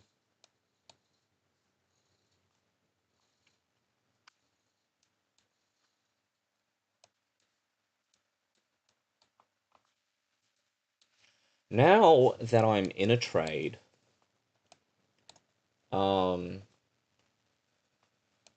things have changed in my market analysis. Now things are really just coming down to, is it going up or down? When I'm not in a trade, so much more analysis takes place.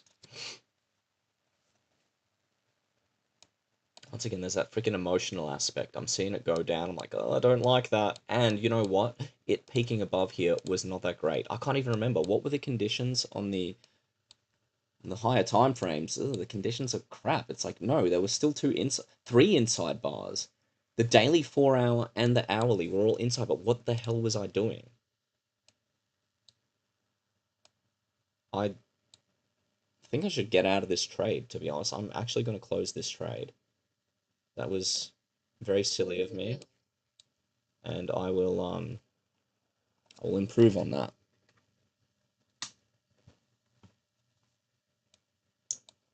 Lesson learned. Let's add that.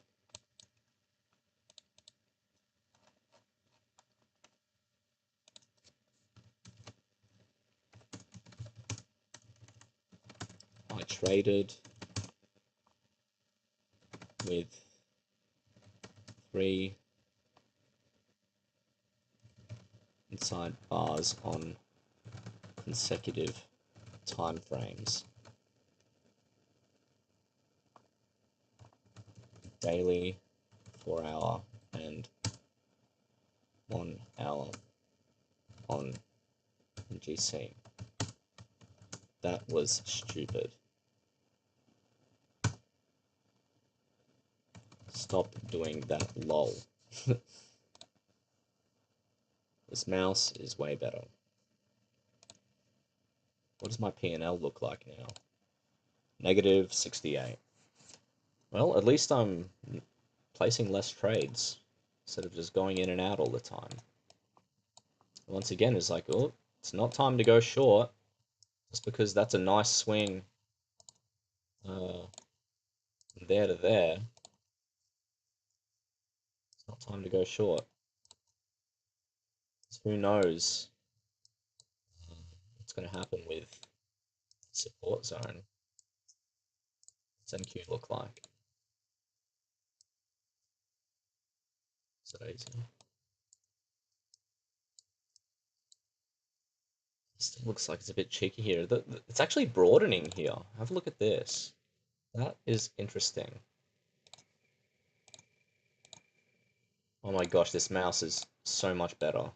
It's not bugging up all the time. I'm really relieved that it is not my computer being slow. So, we're seeing higher highs and lower lows right now, which to my knowledge means that price will be more directional. Looking at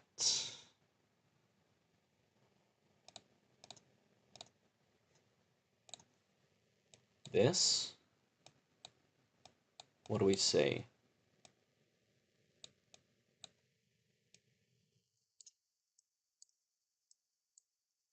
Bullish bias.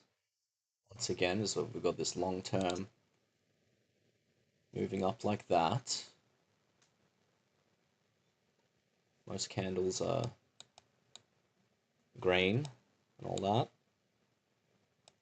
Even on the hourly, we can see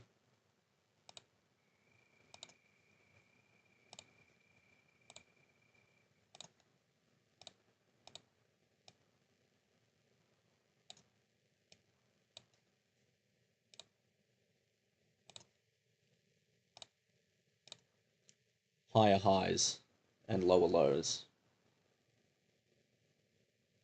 Probably even go from there. Now, according to this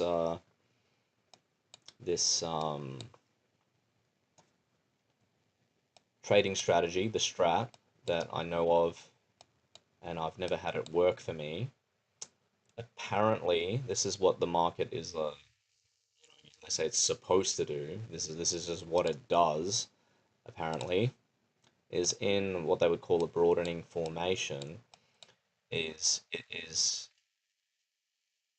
going up and down like that, and what the market is wanting to do is most obviously is it wants to break previous highs and it wants to break previous lows. And why does it want to do that? Well, because lower than the previous low means that it is a discount, and higher than the previous high means it is a premium. And apparently, this is part of what is called price discovery. So apparently, we're probably just in this area of consolidation and range. Then it's going up, and then there's this resistance. So, maybe I'm just theorizing here, that maybe this is what they're saying is like, well, they're discovering what price they want.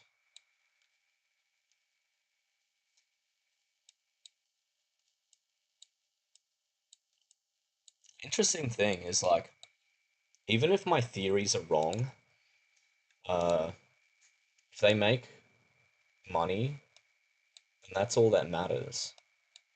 Sure, it could be deceptive uh, when explaining things to other people. Uh,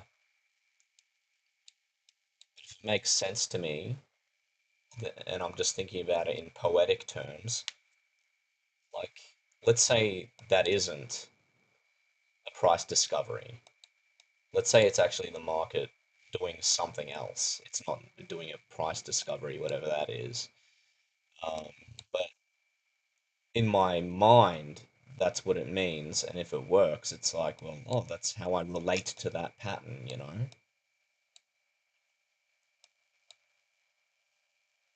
Glad I recognize that actually. So I think it is important to see the highs and lows in context of each other.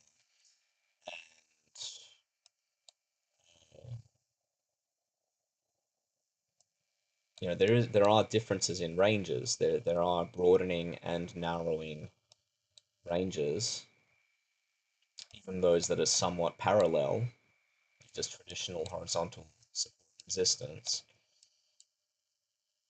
And we have to see our prices moving, and this is condensed even to the candle, um, where a candle with a higher high and a higher low than its previous candle, that's a trend. High, lower, low, well, that's a narrowing range. And then just like this one, higher highs and higher lows, well, the range is broadening. And all of these are um, let's see if I can find any examples. If I can on the higher time frames. So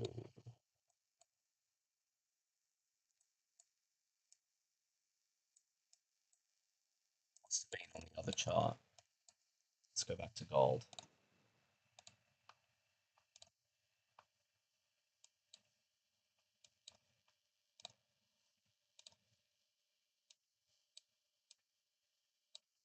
So these three red candles on the daily, if we compound them, then it's an engulfing bar. It's a higher high and a lower low to like all of that.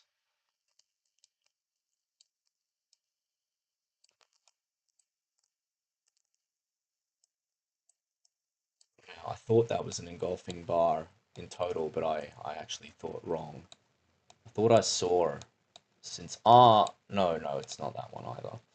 I thought I saw a notable engulfing bar in the past few days, but stand corrected. Gold touching that support again. I don't know if I should get rid of this bigger tangle. See what it does with support there.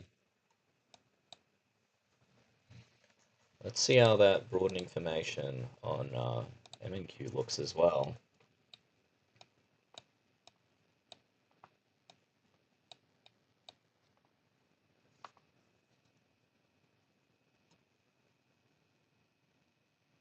Interesting.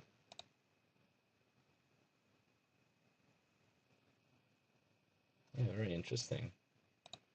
Now, just before I clicked off gold, that's right, I saw this bar being cheeky like that, being all green and all that.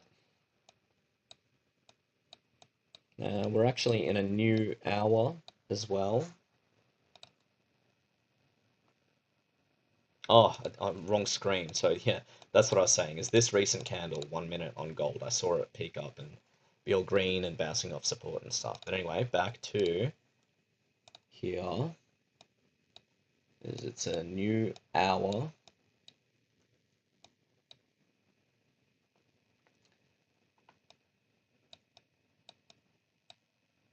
And that's another point to make.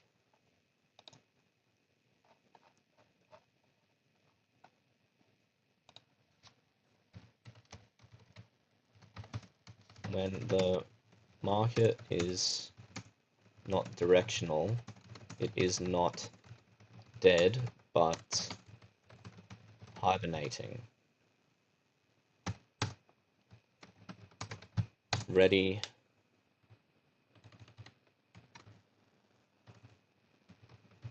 preparing itself for the warmer seasons.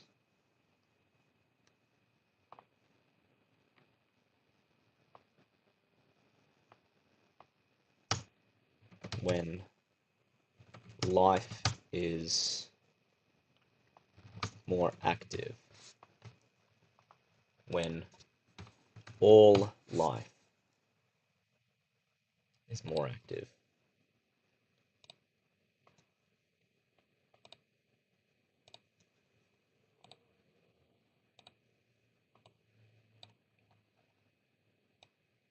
Yeah, curious. I'm just gonna flick back.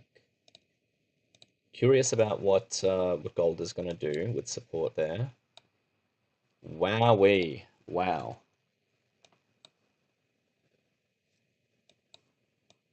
Once again, I think this happened before. No, that was on MNQ. Um,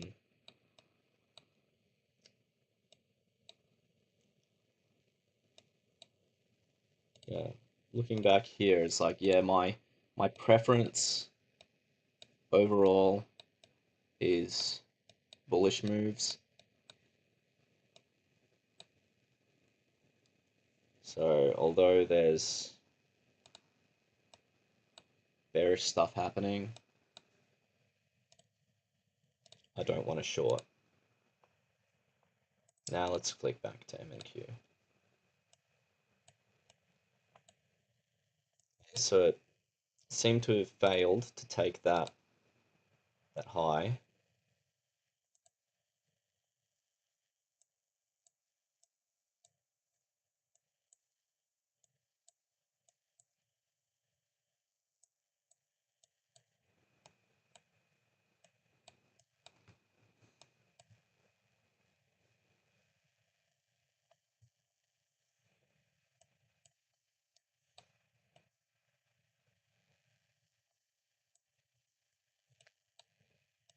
And I'm hoping that it's just a matter of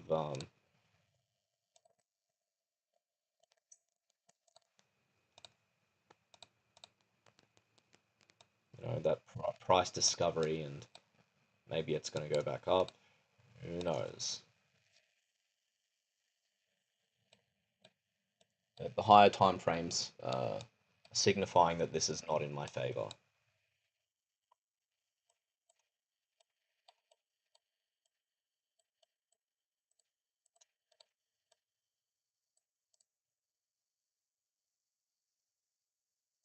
It's broken that low down here. We could possibly do that.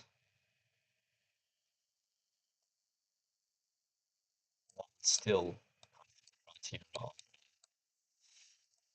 information is still a higher high, lower low, and we can look at this swing not as a swing that failed to take that high, but it's actually a swing going down that way.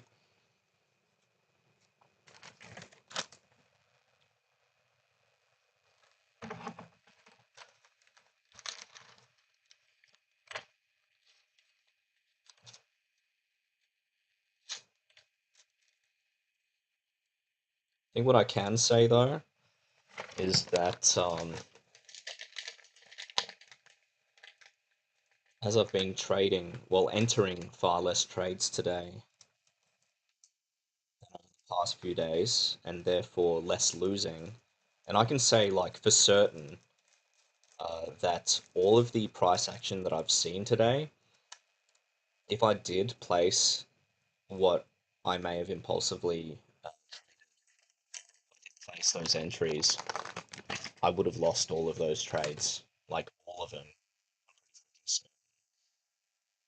So what does this mean? Is it means that the market is not favorable to my my style of entry at the moment, but I do know some conditions that are conducive to successful trades, and I just have to wait for those.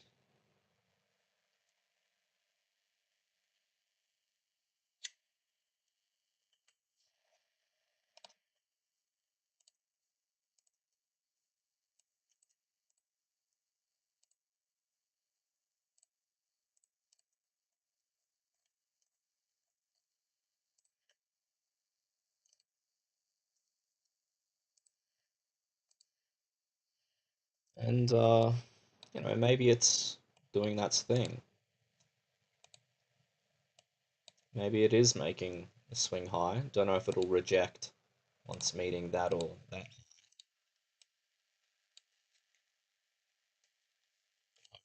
With that sentiment. See, going back for months. Oh, hang on, that's the wrong chart. That one's not linked. Crap. I had my weekly chart showing gold, not MNQ. Now on MNQ, I go back. Here we are. So yeah, it is once again mostly trending up, but the past few weeks actually have been ranging, and I'm gonna have to draw that. Get one of those nice rectangles happening again.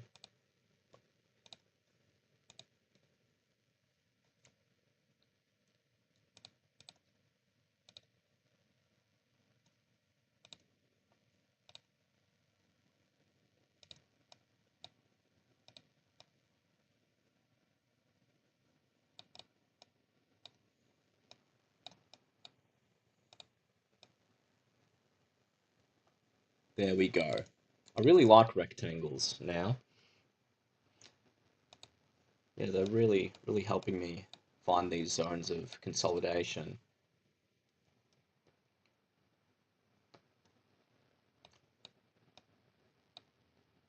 The daily's looking a bit better. MNQ. Hourly's looking nice. It's not so... Still inside. a nice lower wick. Approaching it. Yeah, it's all looking okay. Now it's meeting on the 1 minute. It's meeting that point of resistance.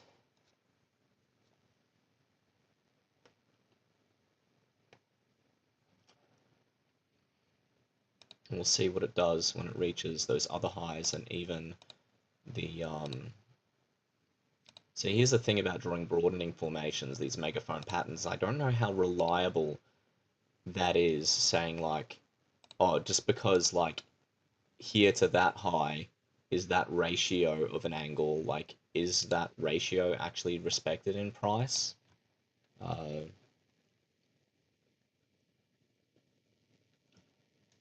a lot of chart patterns, they are just, a lot of them are imaginary.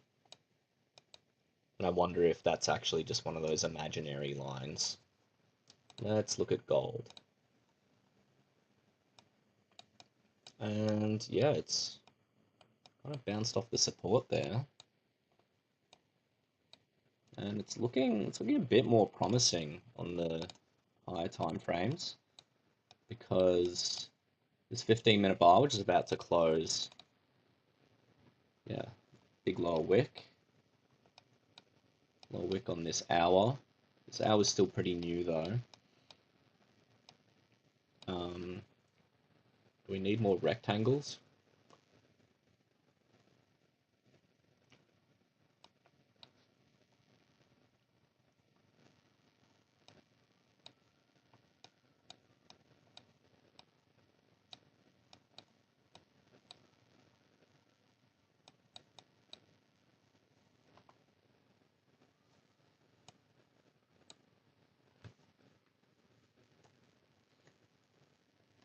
Just thinking if I need more rectangles, and where would I put them?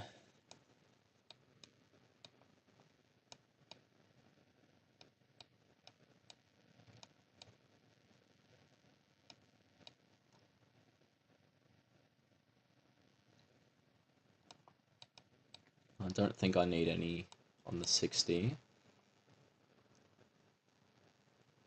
I don't think I need them. So I could play some rectangles, but I think they would be very imaginary, because I don't want to be looking at this as a specifically a rectangle, because there's a lot of fine details happening in each candle. What I might draw though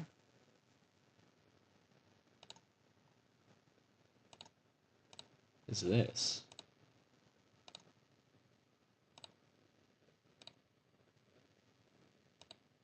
Or even like that.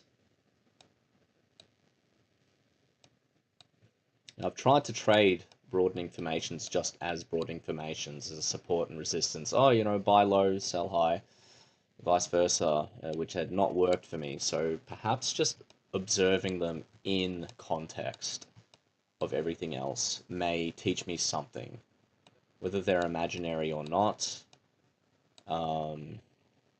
It may help me observe price action.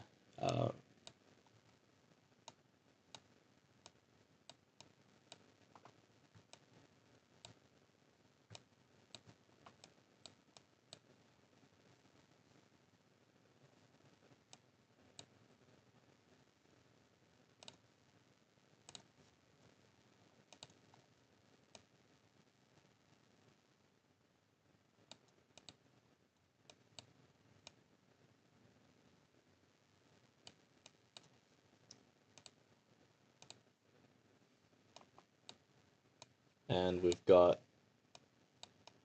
a high, high, low here.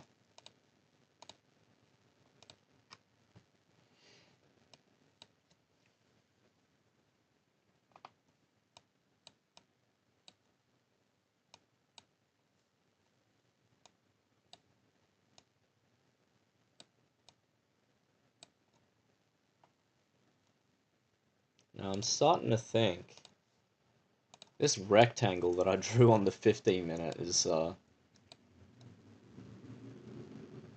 I guess it is kind of relevant.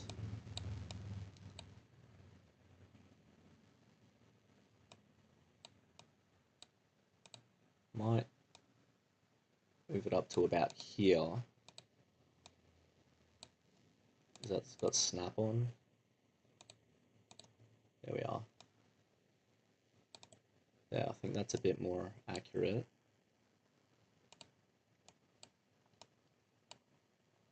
And get rid of this rectangle now.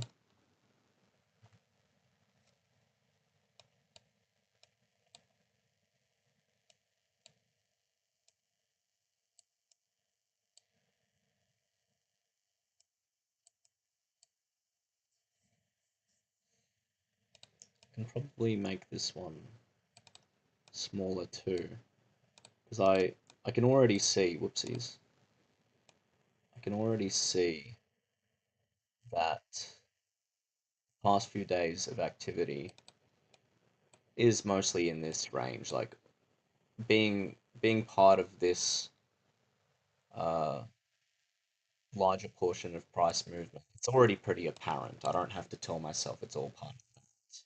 I can see that. What I need to wait for is not a breakout of this, but a breakout of this. And then once it breaks out of that, well, then I can see, okay, is it going to break that high? So on and so forth. And yeah, I just recently drew this one. I'm going to make that bigger and see if there's anything else I can discern from this. What else is happening here? We're actually seeing a bit of a downtrend there. Um,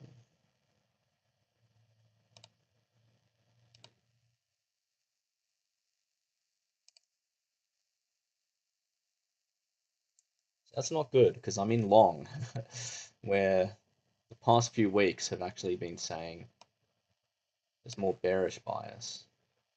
So what I'm seeing here is lower high, lower low, and actually a bit of narrowing there. So we're still seeing lower highs.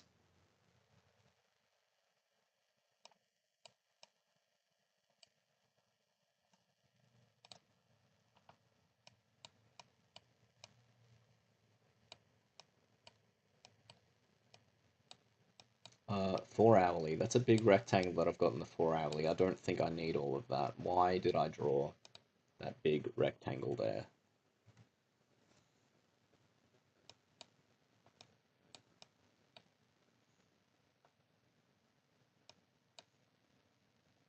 I did draw a support line there. Resistance, I mean,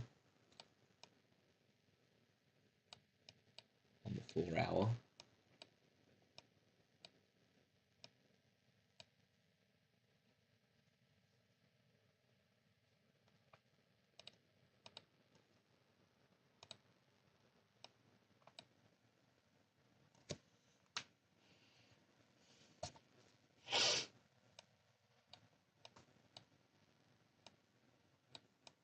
It looks like what it's doing is it's really just still testing that resistance line.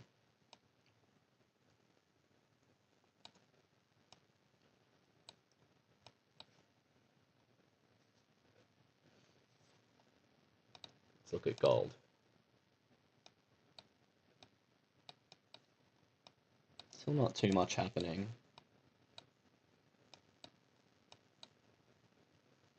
Oh, oh, sorry, it kind of cut out for a second. How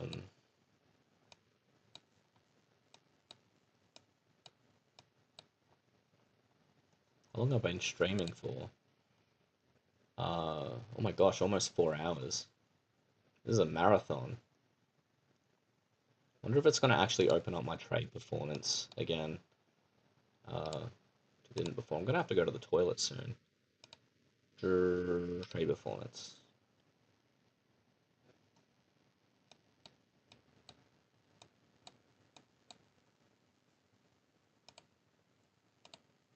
I'm going to go to the toilet while I wait for that.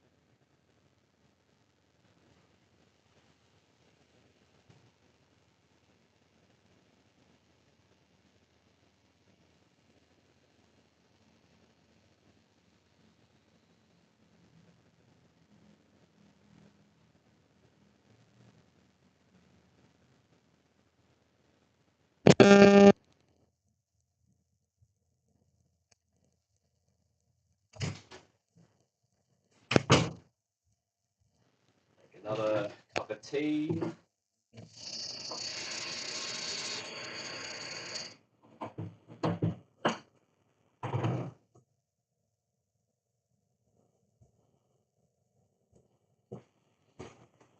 Trade performance is still not loading. What a bugger. Just making a cup of tea.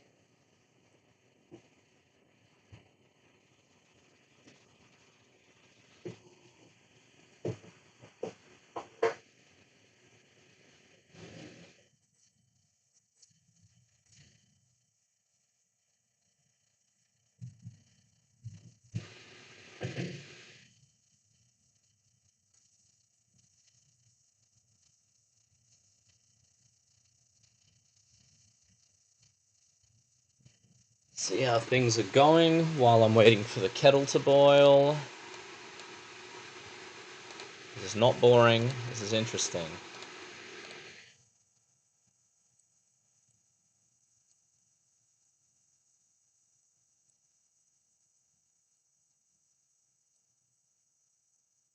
It looks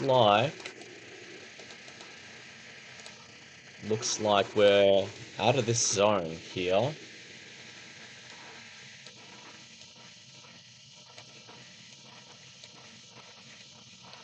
I don't think we're going back to it. If I look at the higher time frame, 15 minute.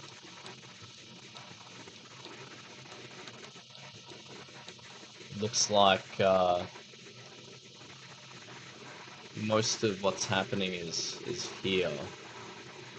And once again, I could probably do this. Let's make that snap.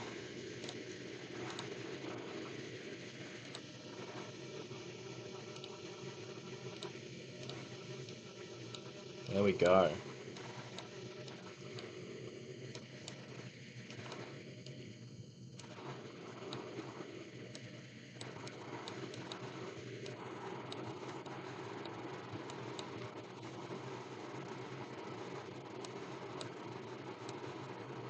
And yes, I am trading an inside bar on the 4-hourly.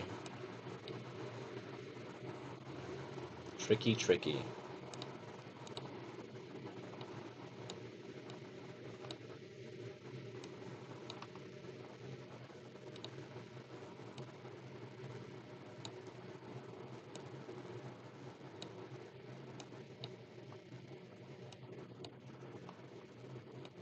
So here, maybe it is respecting that high. Maybe it's going to try break that low or something. Just observing. If it does, if it doesn't, how it does, how it doesn't.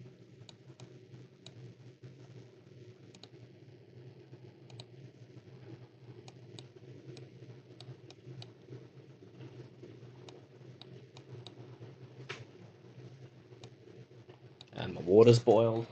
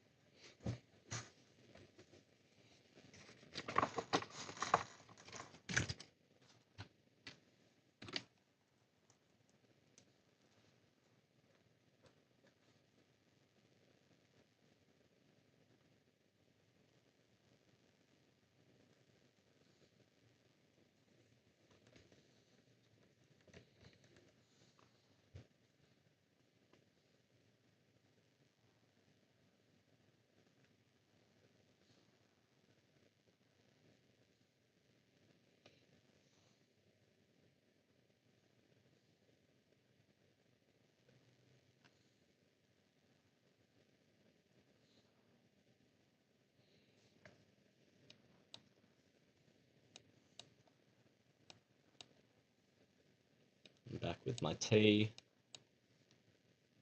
Gold looks like it's doing something that I kind of like.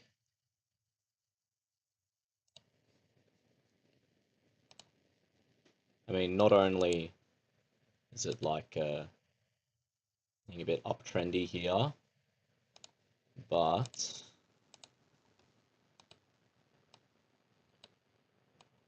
seems to be going high on this little bit of a broadening formation.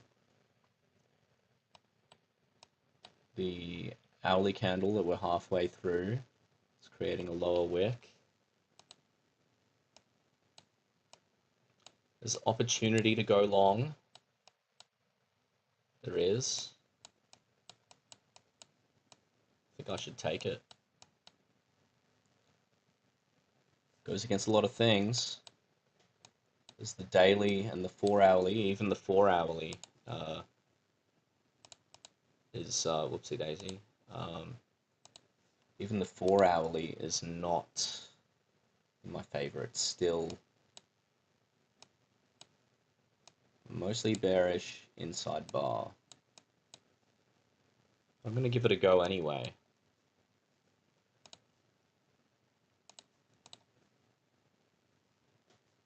Oh, gotta make sure to use the brackets. There we go.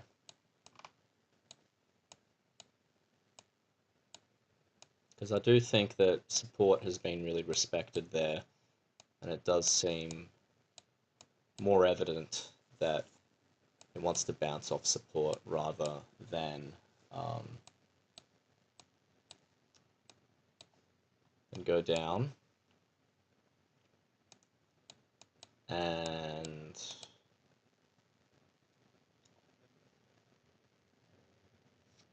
other than the inside on the daily and 4-hourly, the daily is still a green candle, but it's still an inside candle.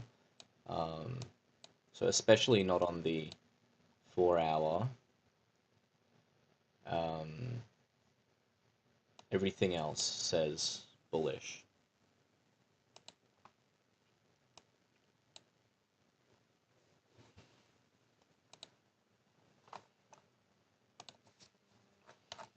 Write a new note.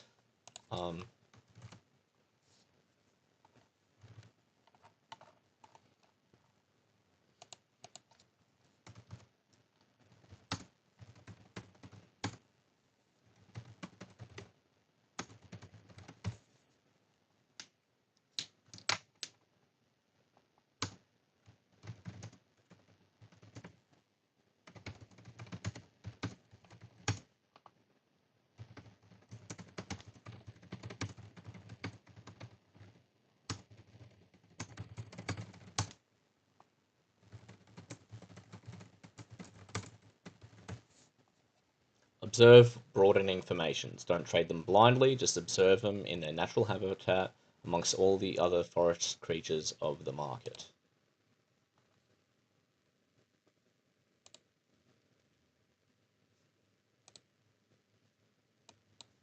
I wonder if I've had any viewers. Nope. Oh, we're almost hitting the 4-hour mark.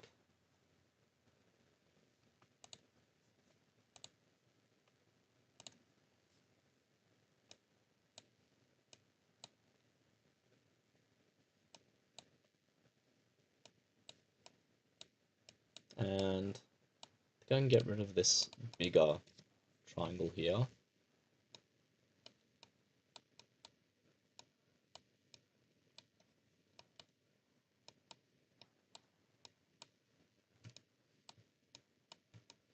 I've got to learn to familiarize myself more with, like, when I'm looking at these 1-minute charts, is let these fine details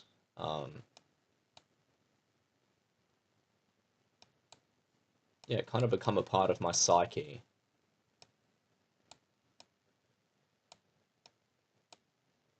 You know, kind of mentally and emotionally resonated with it, kind of like I do in monk mode.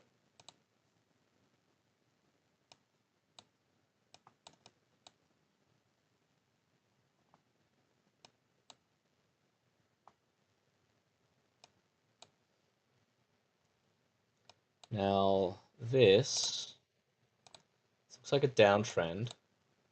Seeing lower highs and lower lows pretty consistently, but it's very sluggish compared to this swing up, which just according to my limited knowledge, which is occasionally wrong, uh, sometimes pullbacks are the more slower, choppier movements, and the the swings that actually take it higher are more decisive. Once again, there is a lot of play with that line of resistance.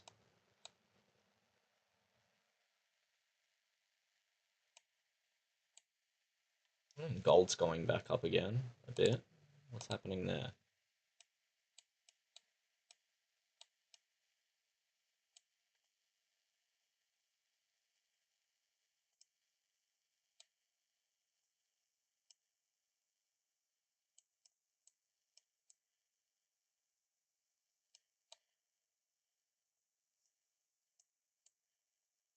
New 15 opened. It's like this. So kind of continuing the upswing on that broadening formation.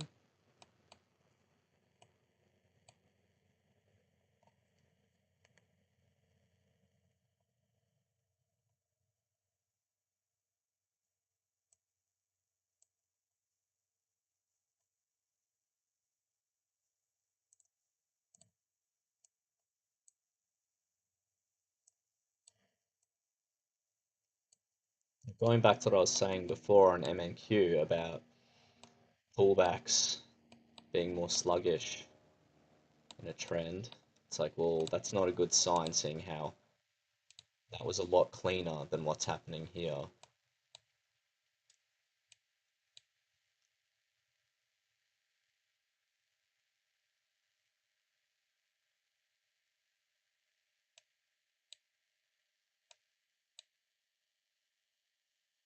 Might move the stop here, which makes 63.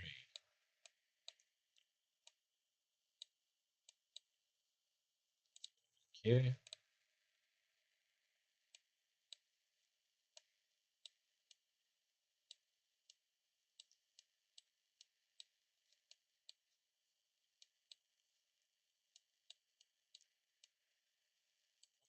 I thought maybe that was on gold. This big rectangle I've got here. I don't want it. I don't need it. No, get rid of you. Support line. I think I need you either.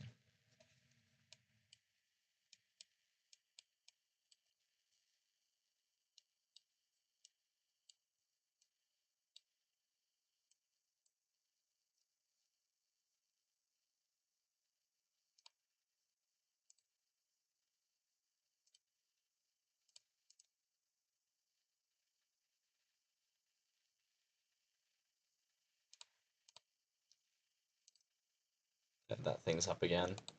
Um, so gold's looking okay. I wonder what my unrealized P&L looks like. 69.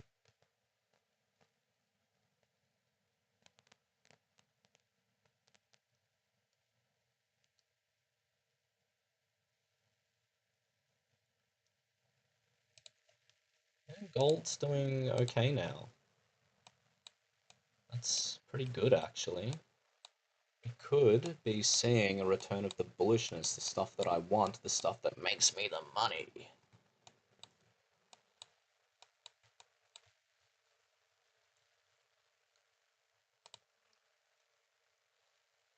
So on higher time frames, it's moving up. And the next, it's gonna happen at 10 o'clock the next 4 hour, so it's another hour and a half.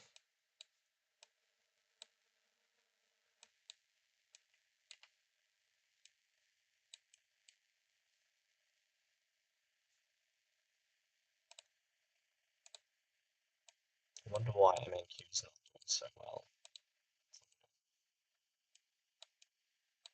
Just doing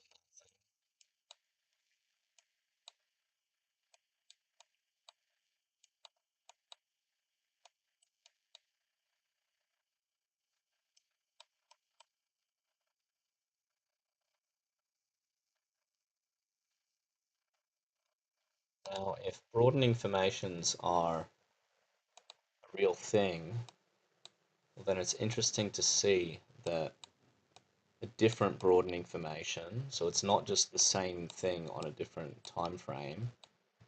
There's one happening on the 60-minute going back from like 4 p.m.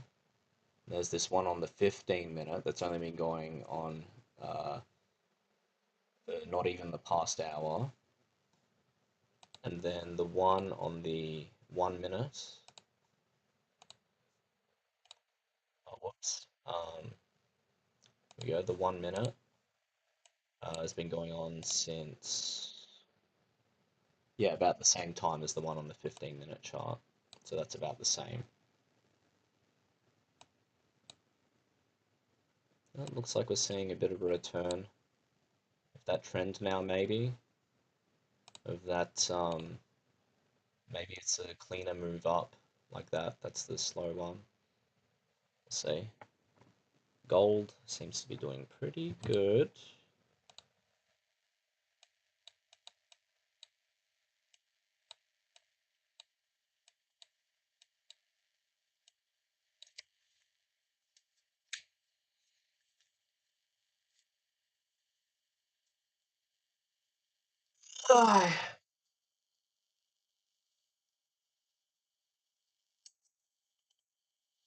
Another note to write down about these music videos.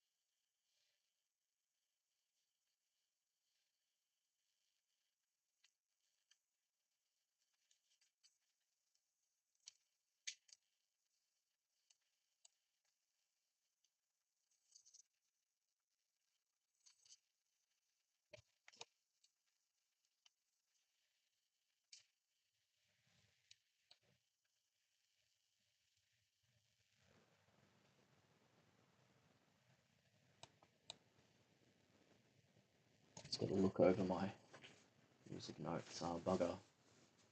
Where is it? Oh, they're over there. Check that later.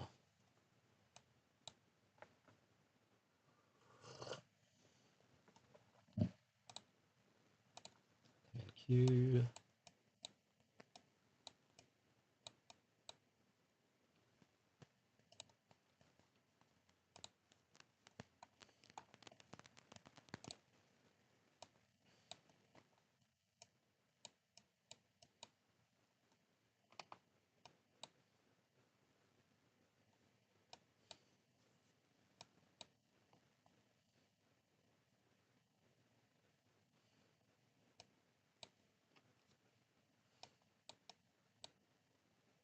All right. Now we're seeing another test of resistance. What's going to happen this time? Come on, just break through already.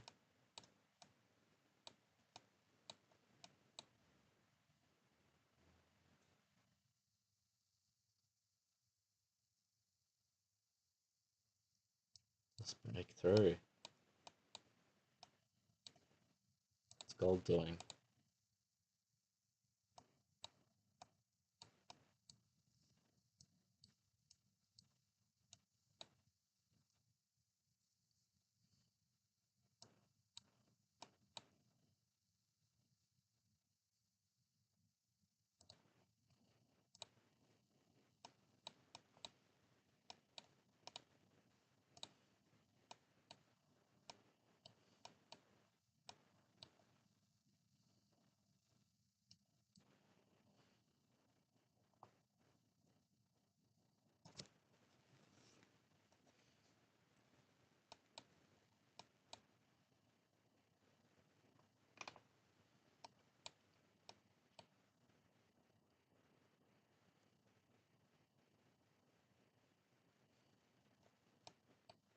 Just want to see it break through. Got another 15-minute candle in just under 3 minutes.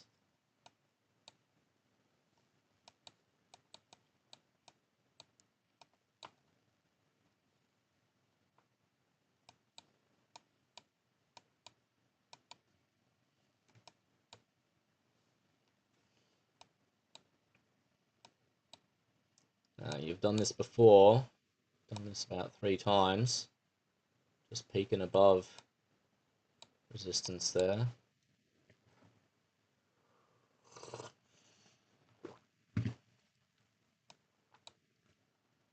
Gold's doing good. Let's have a look at gold.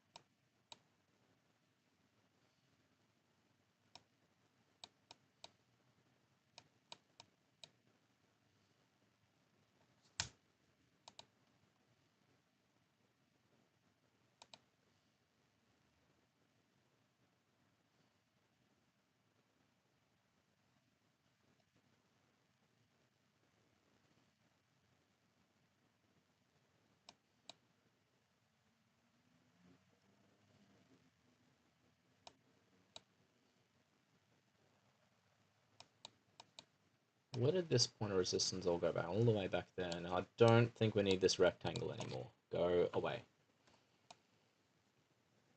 This line of support. Oh, whoops-a-daisy. Something just happened there. But, I think we need that one. Oh, that one moved there. That's where it is there.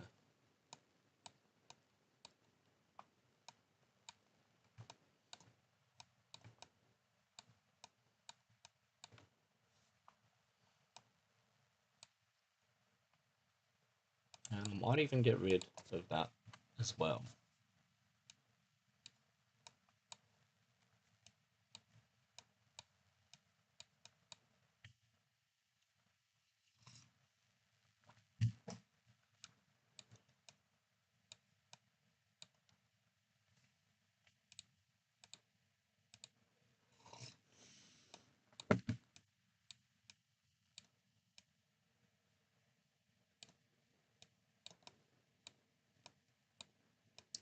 That's right, I forgot about that. With gold, I wasn't going so much on the premise that it's actually going to keep on going up. I was more or less just going, let's touch support here. These pullbacks look very pullbacky and not like reversals. So I'm going to sit it through.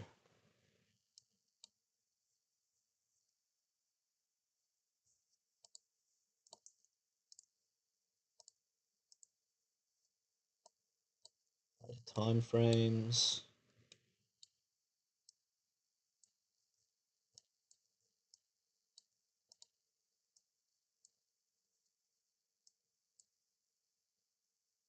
It's a new 15 candle. It's still very young. The hour's almost over, and I would expect the new hour to keep on going up. Is just my expectation.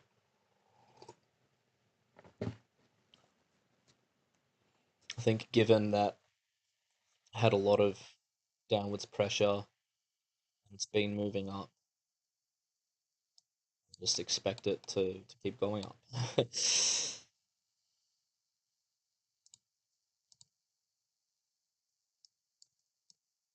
MNQ, did MNQ get that high at all before? No, that's, yeah, no, it's actually, it's making some, whoops, it is making some direction.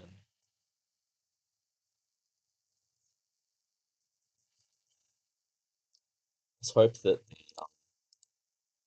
high of the broadening function doesn't follow again. Hope that it's more of a case of, oh, well, we had that level of resistance. It's broken. Seems like it's rejecting again.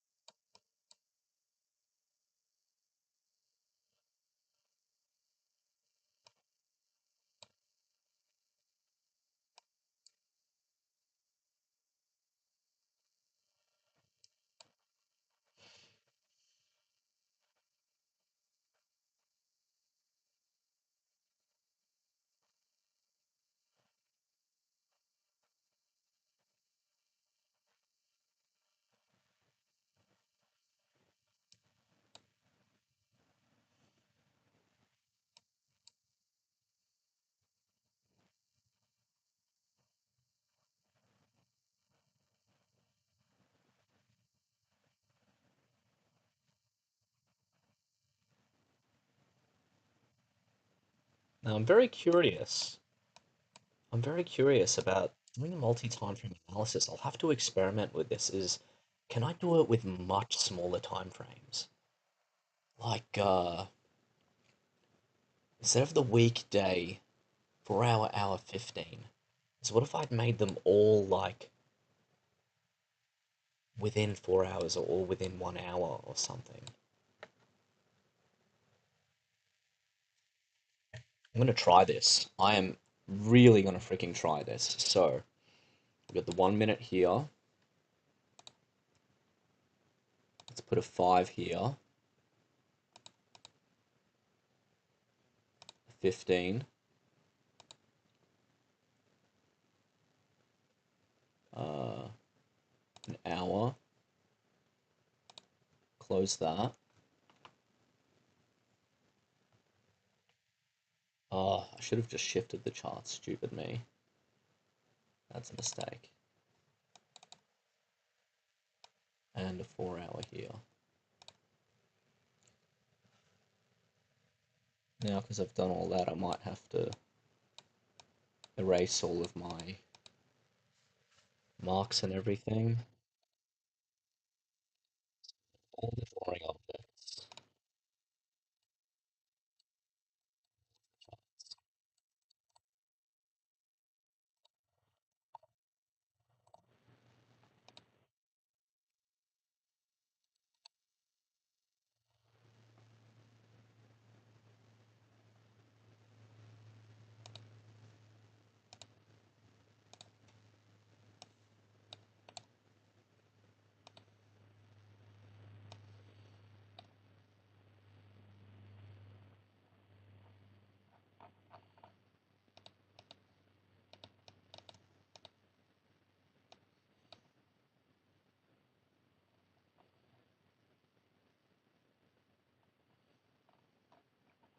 Now, I forgot how to make the 4 hour chart because it's custom to go back even longer.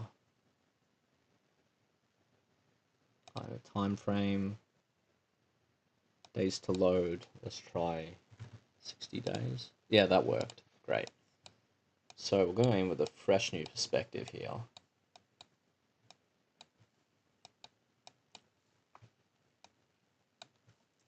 And because these are all shorter time frames, I'm very curious to see if I'll be able to sense some shorter movements, some quicker movements, and work that out.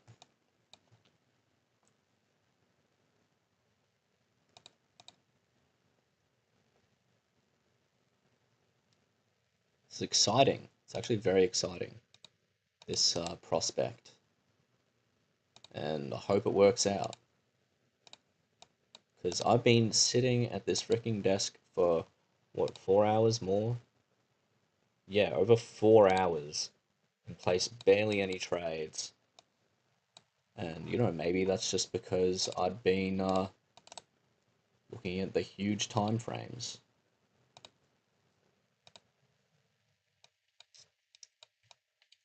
Now, all of the smaller time frames are way in my favor. for gold. It's being a bit easier to read. It's a bit more exciting, more fast paced.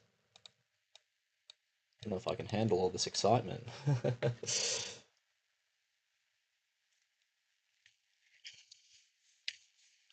If this works out the way that I hope it to, where it actually makes trading a lot faster, that would be sick.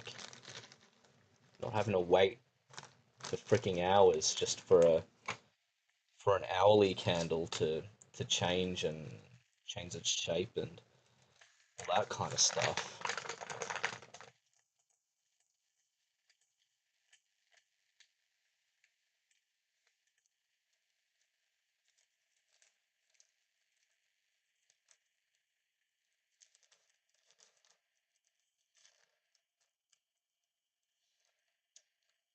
And what's pretty simple to ascertain from the is that word again, ascertain?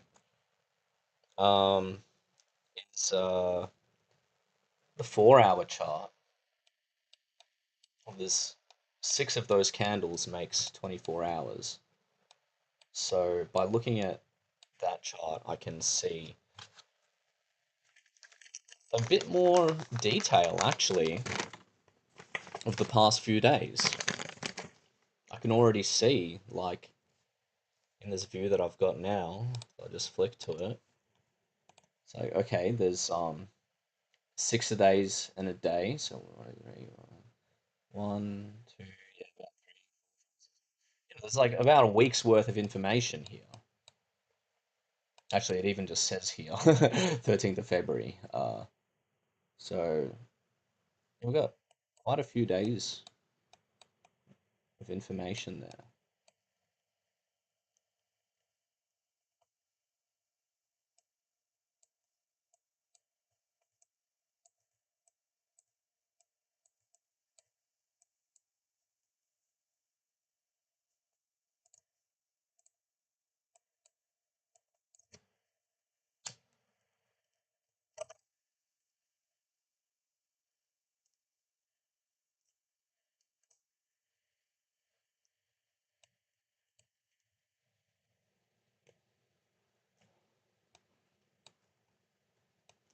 And with this strategy, I possibly could go back to using um, positions of two contracts.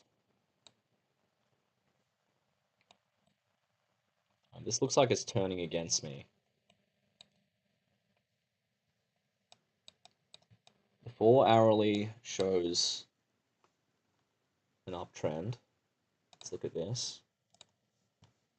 So here's the 4 hour. And once again, still want uh, bullish movements. The hour is not that great. We see that this is a pullback. The 15 is not on my side. Still high, high, high, low in the past three candles. And the 5 is telling me this is not happening. So I wonder if I should just get out of the trade. It's peaking back up here on the 1. And look what we have here. Look what we have here. This again.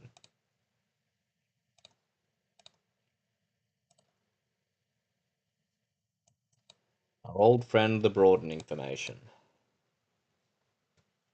from whom I will learn from. Now let's look at N-man Q through this new lens. What's everything else saying on the other screen?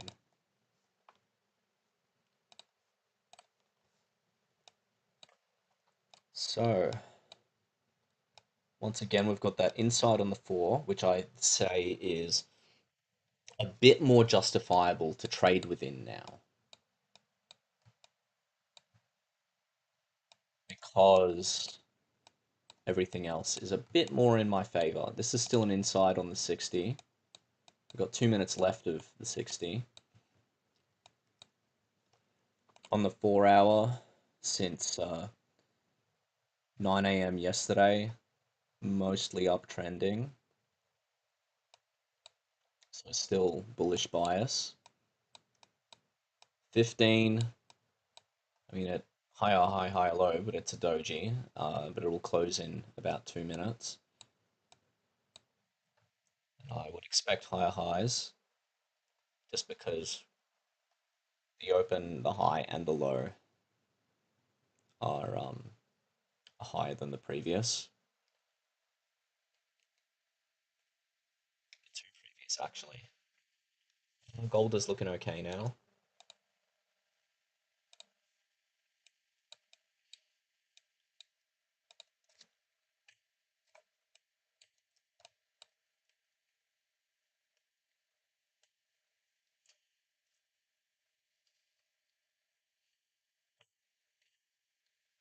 Only had one coffee today. Wasn't even a hot coffee. If I win these two, I'll probably give it a break and go back for New York. Spend some time working on other things.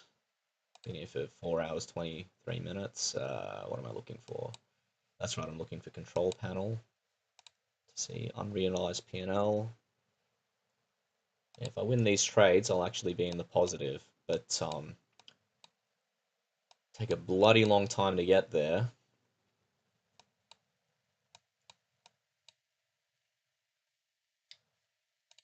And once again, let's see the interaction of this broadening formation. Let's delete this rectangle.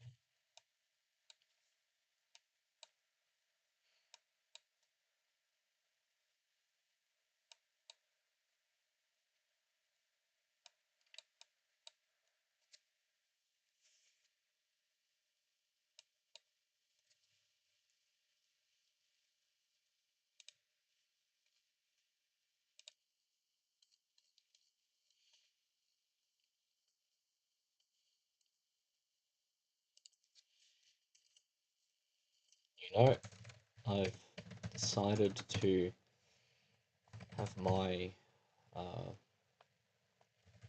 multi-chart monitor set to 4 hour, 15 minute, and instead of the larger time frames of weekly, daily, 4 hour, and 15.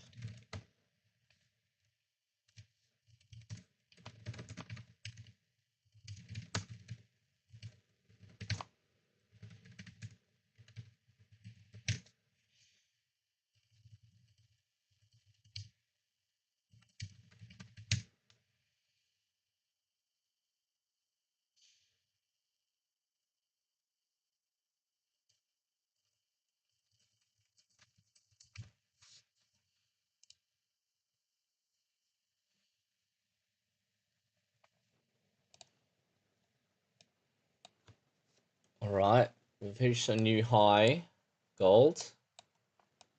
What are we going to do here? Are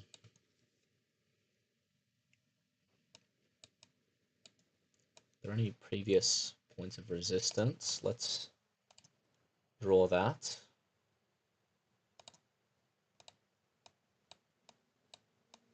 On you. There we are. Ah!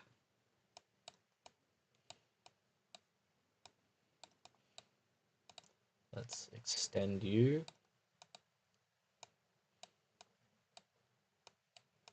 And it looks like my my take profit is just under that point of resistance.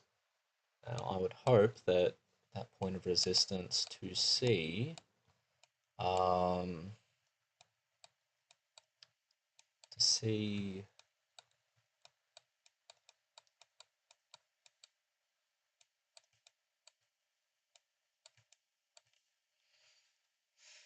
breakout. MNQ looks like it's doing a bit better.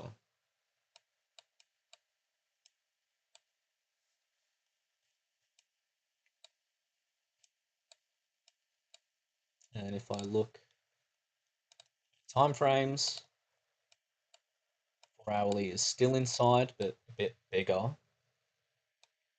It's a new hour we're in. The last hour was inside.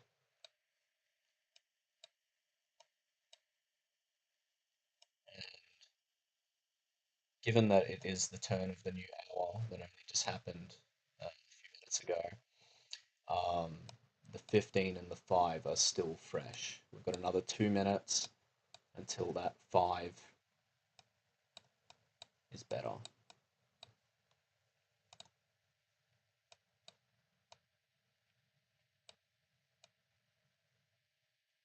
That is a huge.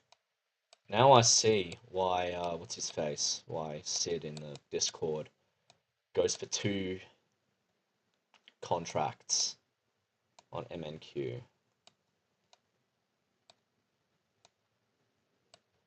Because he's looking at smaller time frames. What's gold doing? You've peaked down again. You doing that price discovery thing? Come on, grow up. Now I'm going to save this workspace. We will save it as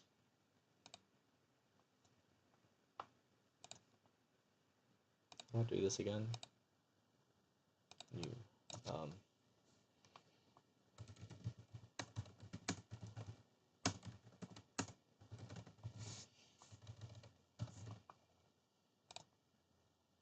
Oh, what the hell? Oh, it just freaking. Let's go back to the. There we go. When I said to do a new one, it freaking it opened an entirely new one. So what I need to do is just save what I've already got.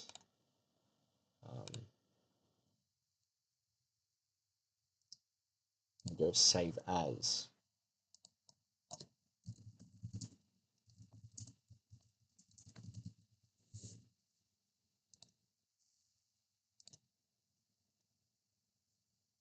Oh, bloody hell. So that. Try this again.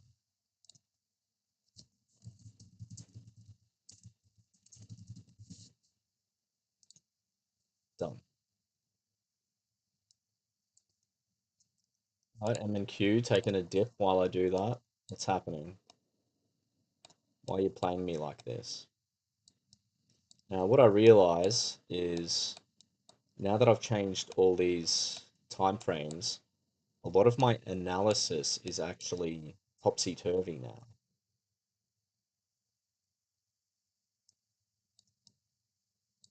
I mean, it all does work in that context, but I've changed the context from what I'm viewing it in. I have to be mindful of that. So right now, everything's actually going against me.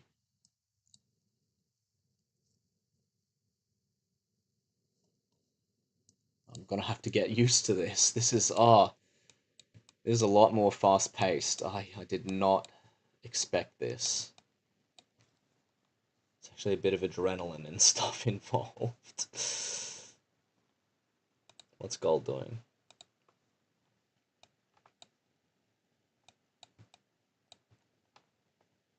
Are we respecting that trajectory?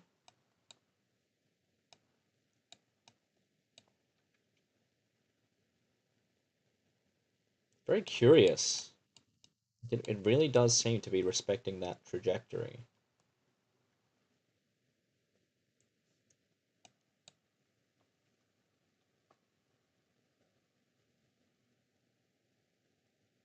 Yeah, after these trades, I do want to take a break.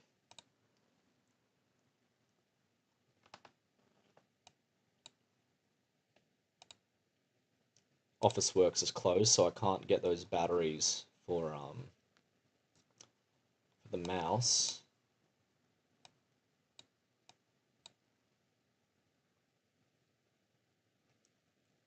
Getting hungry.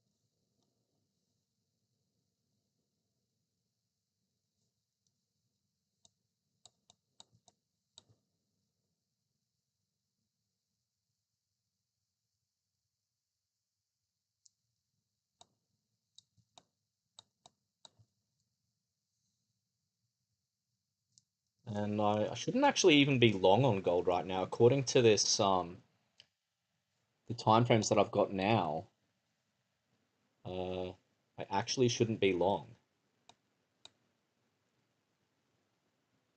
The broadening formation says something different. Uh, According to the broadening formation, I actually did get in an okay place, but I should like be taking my profits near the top. That is, if this doesn't fail.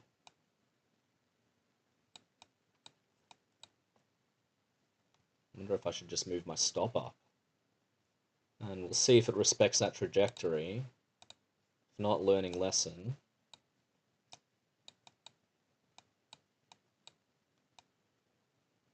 This broadening formation looks pretty... On the right window? Oh, I'm on the wrong screen again. This broadening formation looks like it is not applicable.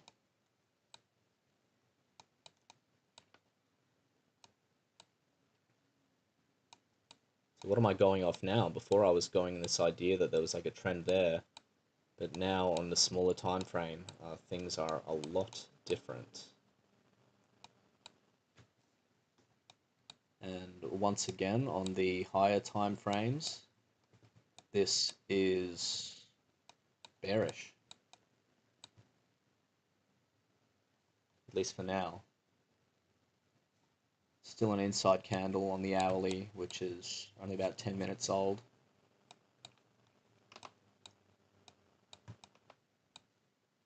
That is too wide of a bracket for MNQ, so I'm probably not even going to wait for MNQ to finish.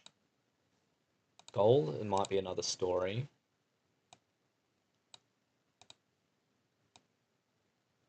Looks like the trajectory is still pretty much respected there. Slight alteration. Could even... On the right screen, yes. So one could even draw it like this.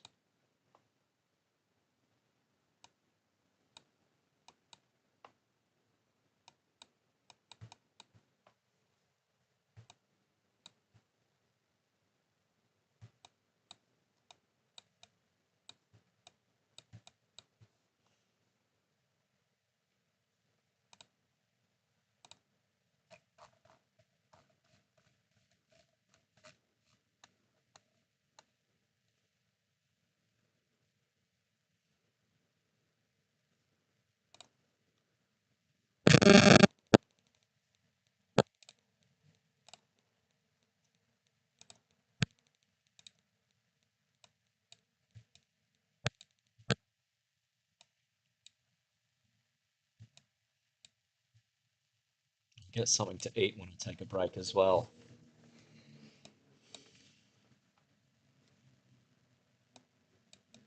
Oh, my chart's not loading. It's doing that freaking freezing again. Oh, it's just this chart actually. Countdowns on all my other charts are working, but this one, maybe if I switch it.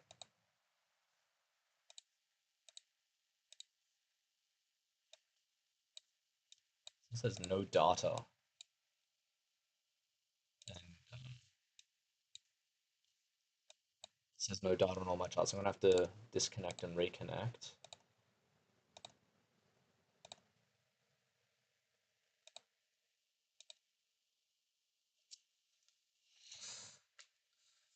Oi.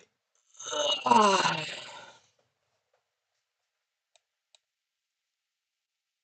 There we go. What happened? Oh, there we are. Yeah, it's not looking good now.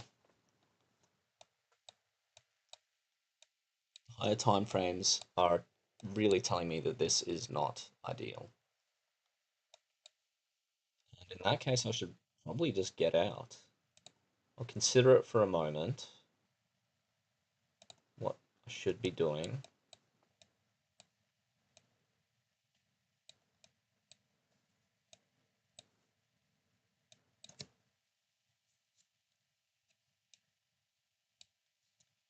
Let's draw a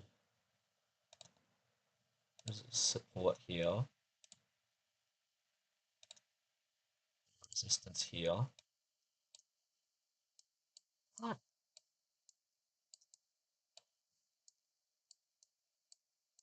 And here we go, by osmosis, I am learning to trade a range. It just so happened to be that way, you know? It's just how things have been working out. So in that case, I might stop here. I'm gonna take profit. Well, that's a bit slim because it's right in there. Shit.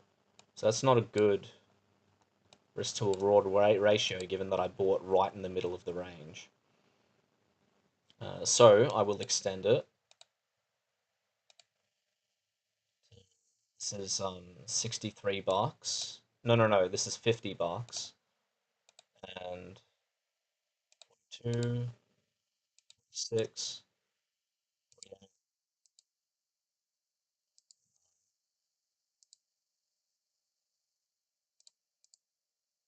Wait, no. 50-50. That's fair. What's happening on gold?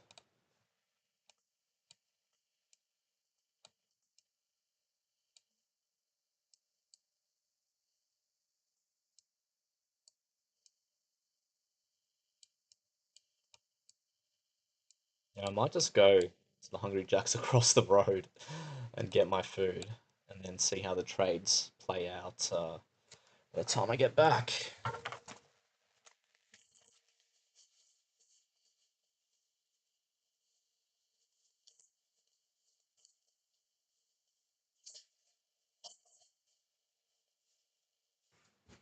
Keys, please.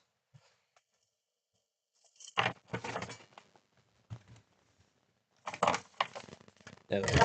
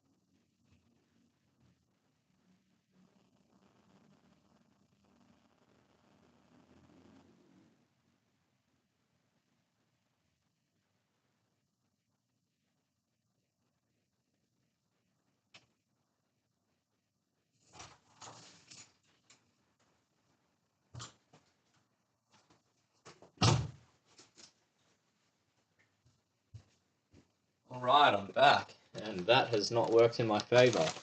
But I thought of something while I was out, was that, 1 second, just need to get some water.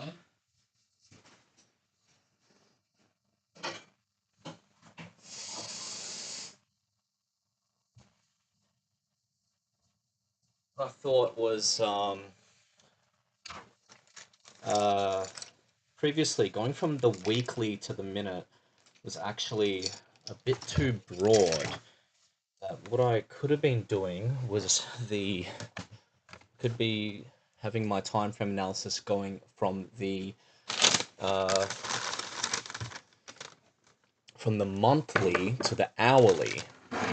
I could see how that goes for me. Because I am thinking that this may be a bit too fast paced for me, so Daisy. Now, where is my, what the hell? Where's my screen? So we're looking at this one. So, what's the rest of it telling me? It's telling me don't make an entry. Now, also, if I'm going this fast paced, I may have to stick with one instrument.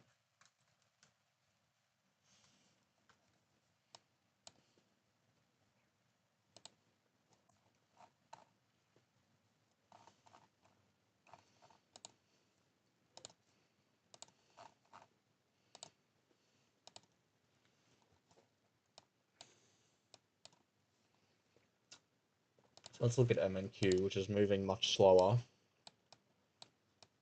Still in that range. What's my P&L look like now? Well, it's a lot better than yesterday.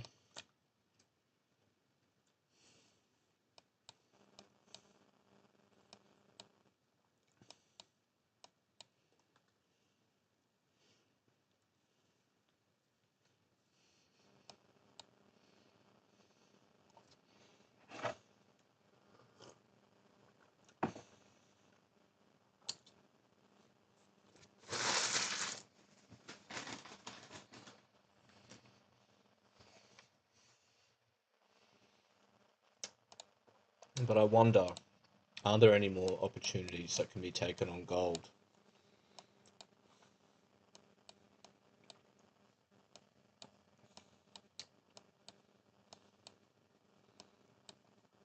All of the time frames on gold pretty much say bearish. The 5 minute kind of looks like it may be a pullback. I'm gonna give it a go anyway. I don't have anything to lose. It's pretend money. So let's give that a go.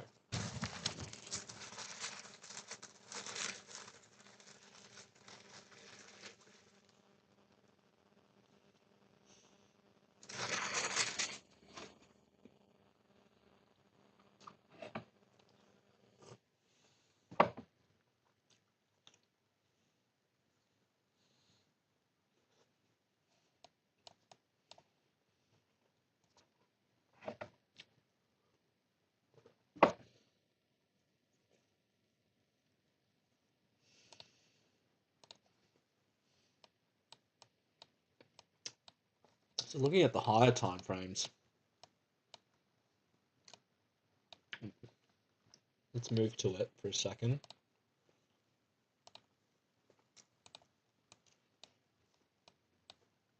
What do I need for it to happen? Well, 4 hour is an inside bar, which would explain why on the minute chart we just have so much of this happening.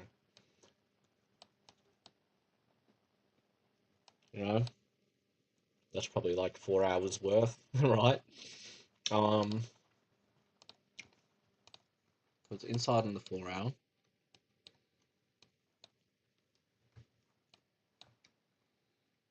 It's down. It's a red candle inside bar on the 60. Once again, that's It's ranging. On the 15-minute, we see it's just stuck in this area. So, yeah.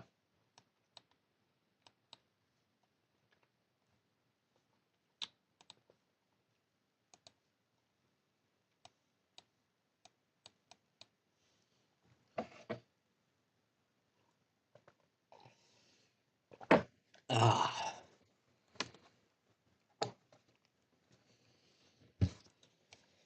And let's look a bit back at gold.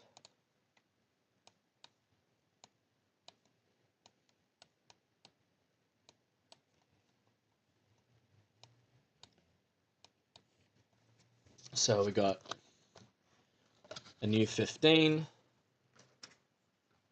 a new 5, excuse me, and they're all synchronized. Just having some ice cream with like Nutella Ferrero Rocher stuff over it.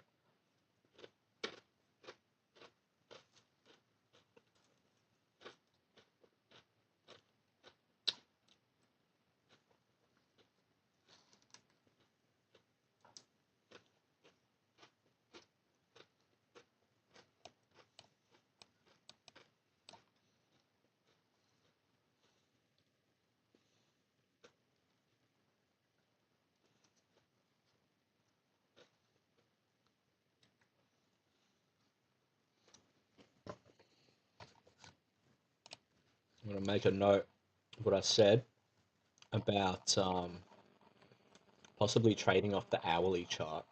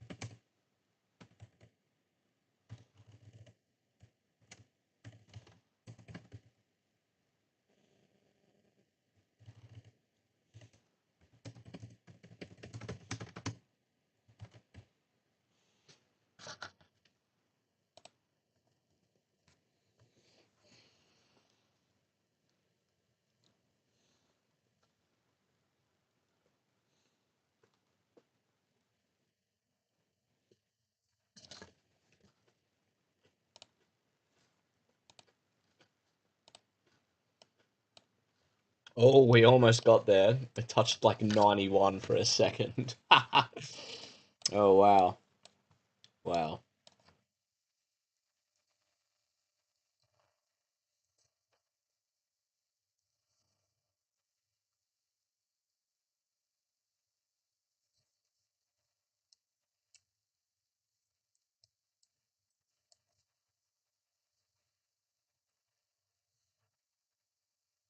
On, you're getting there.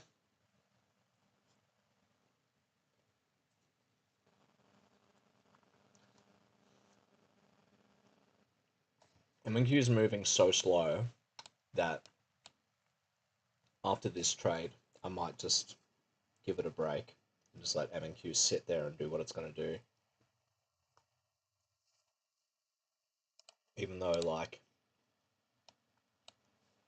yeah, the price actions, once again, not in my favor. We got the inside on the 4 hour, inside in the opposite direction on the hour. Current 15 is inside, and that's been alive for about 4 minutes.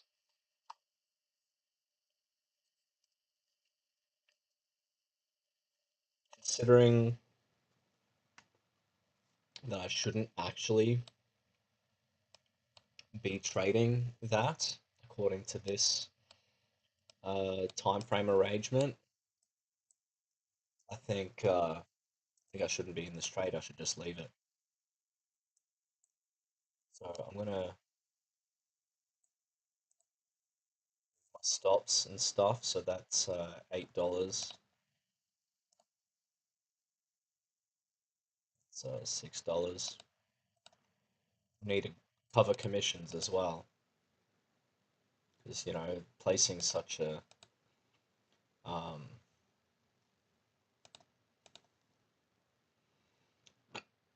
a cheap trade, it's gonna lose me more money than really what it's worth. Maybe here.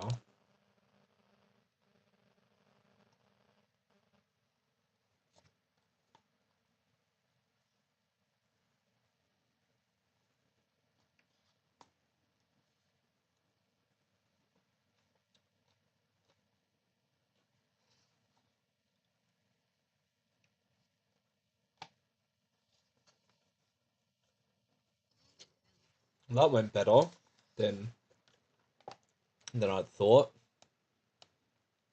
Should have had the take profit even higher. And it's looking more exciting. Actually, all of the time frames are looking great now. So, why don't I just buy in? Oh, I forgot how wide these stops are. So going in with two contracts. Um, is I on the right? Yeah.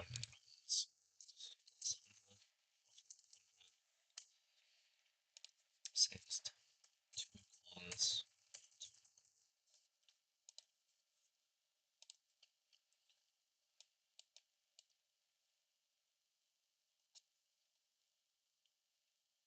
Let's just make this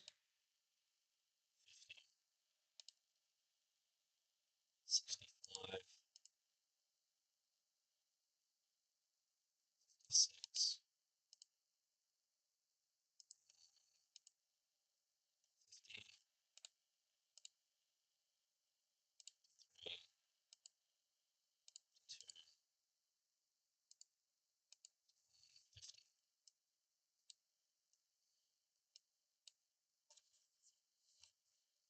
yeah, all of those time frames are looking great for me, except for the 4 hour, which is still inside, but everything's looking good now.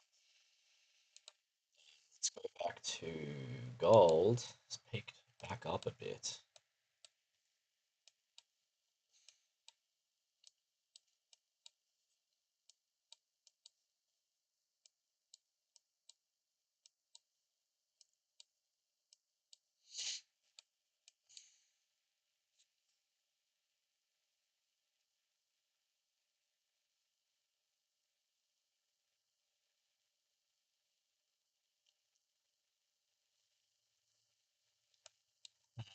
Everything's working for me, except for the 5 minutes. Gold. 15 is a failed two, strat terminology. Thinking I might just take the profit.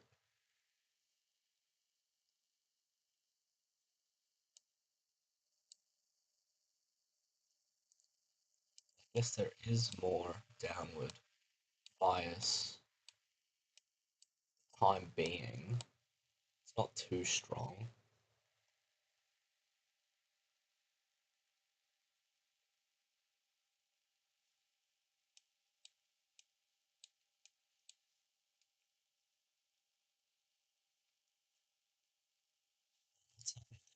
So here's another reason why I should be focusing on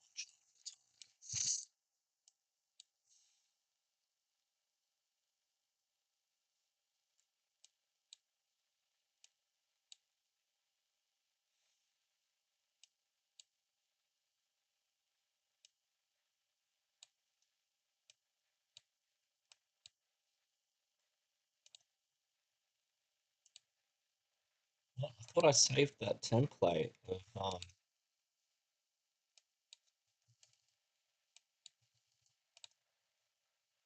oh, what is it? Why is it not showing?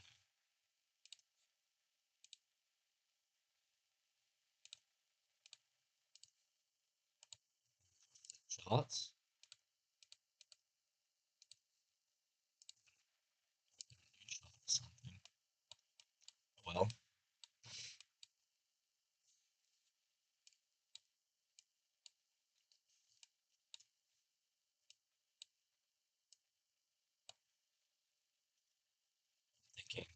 one of these trades might have to go. Because if things are going to be this fast paced, then it's going to be difficult to flip between the two notes.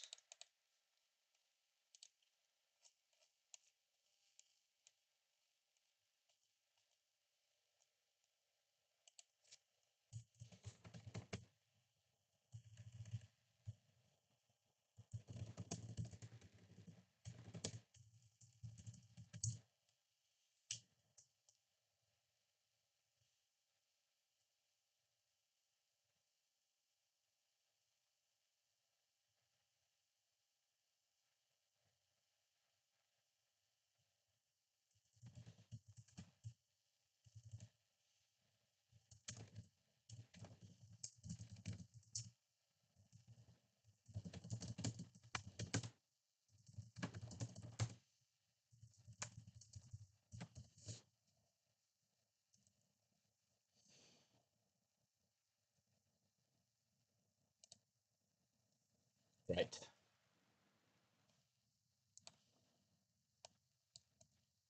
Okay. MNQ looking a bit more promising. Now, Matt, don't forget you've got a coffee. Yeah, MNQ looks like of that resistance now.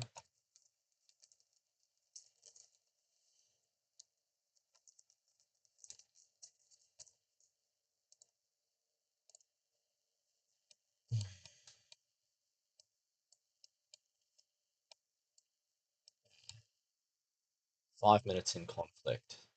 Gold. So we should get out. I think I will. Take the loss. And that is something that I have to bear. I have to be able to accept. Uh, get out of the trade when necessary. There is a bit of pride in going, oh no, I know better. It can turn around. I'll just wait for it to turn around.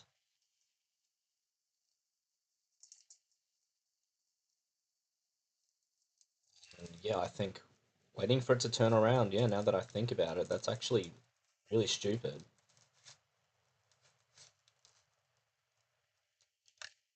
I'll write that down in the notes too.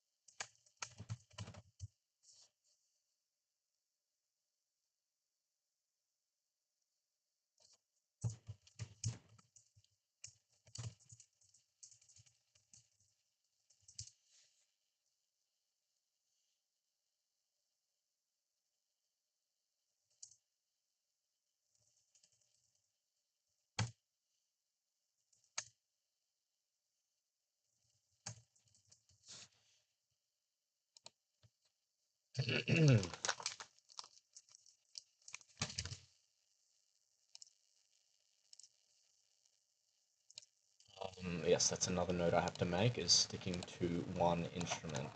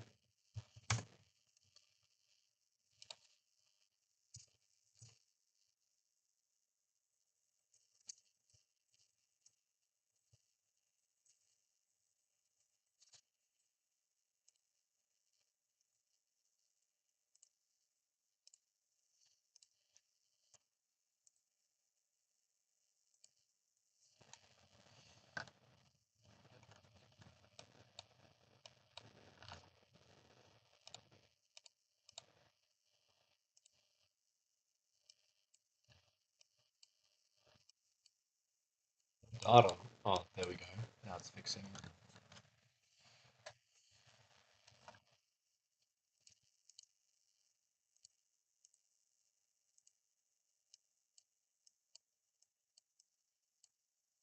15-minute chart is not loading for some reason.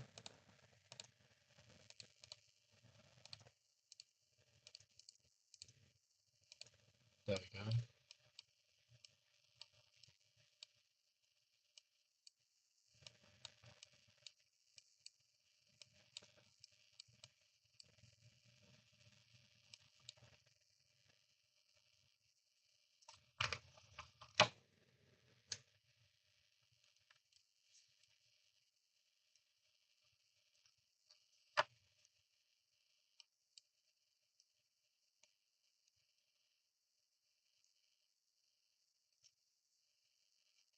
So that's a relief. Now I'm just focusing on MNQ like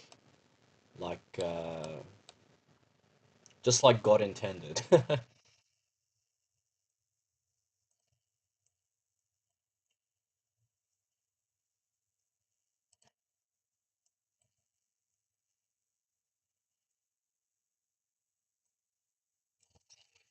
Right.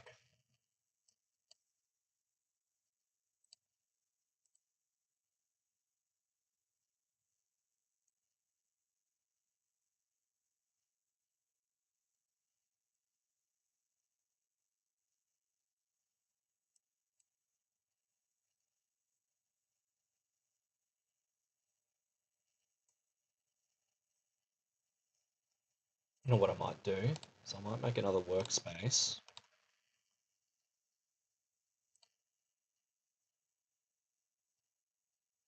And whoops a daisy.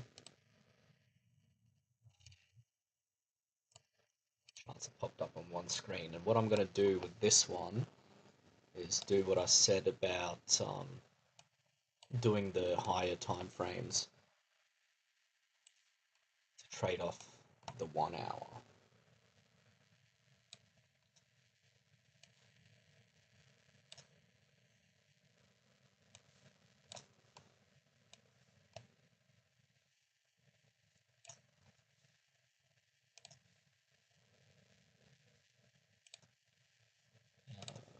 Open grid move.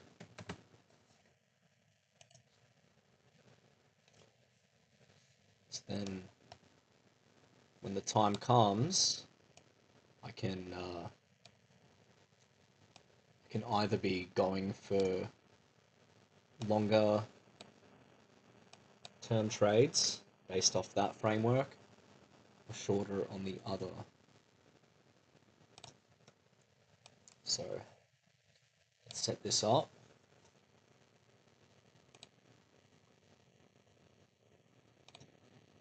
I'll show what I'm doing is this will be based on the month. This will be based on the week.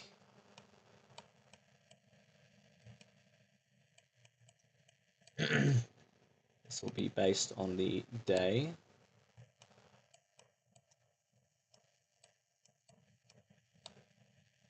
This will be based on the 4 hour. Need to load for more information here. Thank you very much. Time frame. Let's get 60 days in here.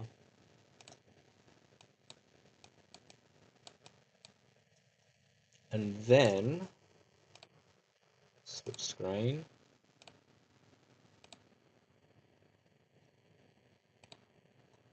What is that doing all the way up there?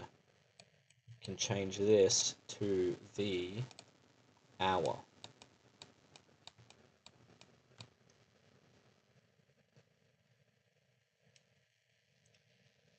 So let's look at this now. Now I'll have to save that. Actually, workspaces, save.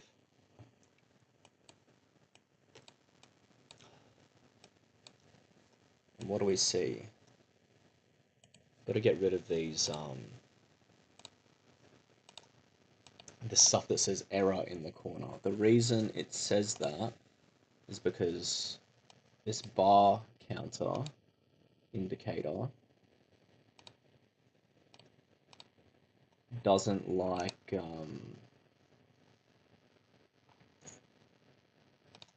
the big time frames, because who needs to know that it's gonna this many days until the month ends? So they kind of just like didn't even bother doing that in programming this.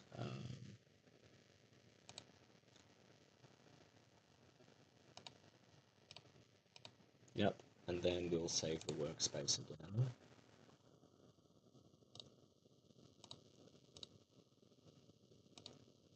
Let's flick to the other one, see if that worked properly. Okay, so we got 5, 15, 60. Yep, beautiful. We will save that, and then look at the other one.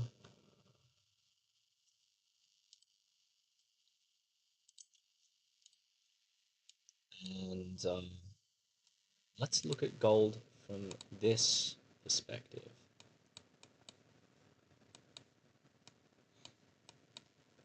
Okay.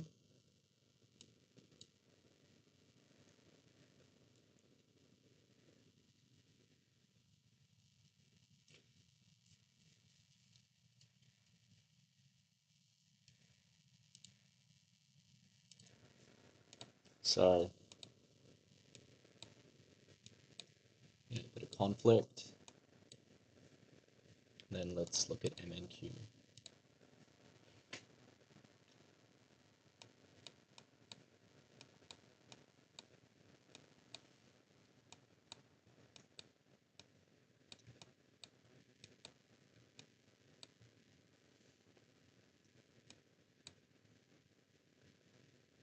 Slight bullishness in MNQ, except for when we get to the hour.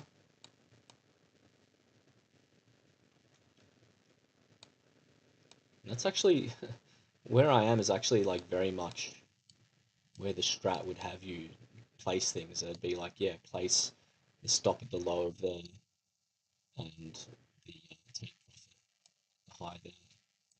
So it's pretty fine, and I think I'm just gonna give it a break now. End stream 5 hours. Oh my gosh.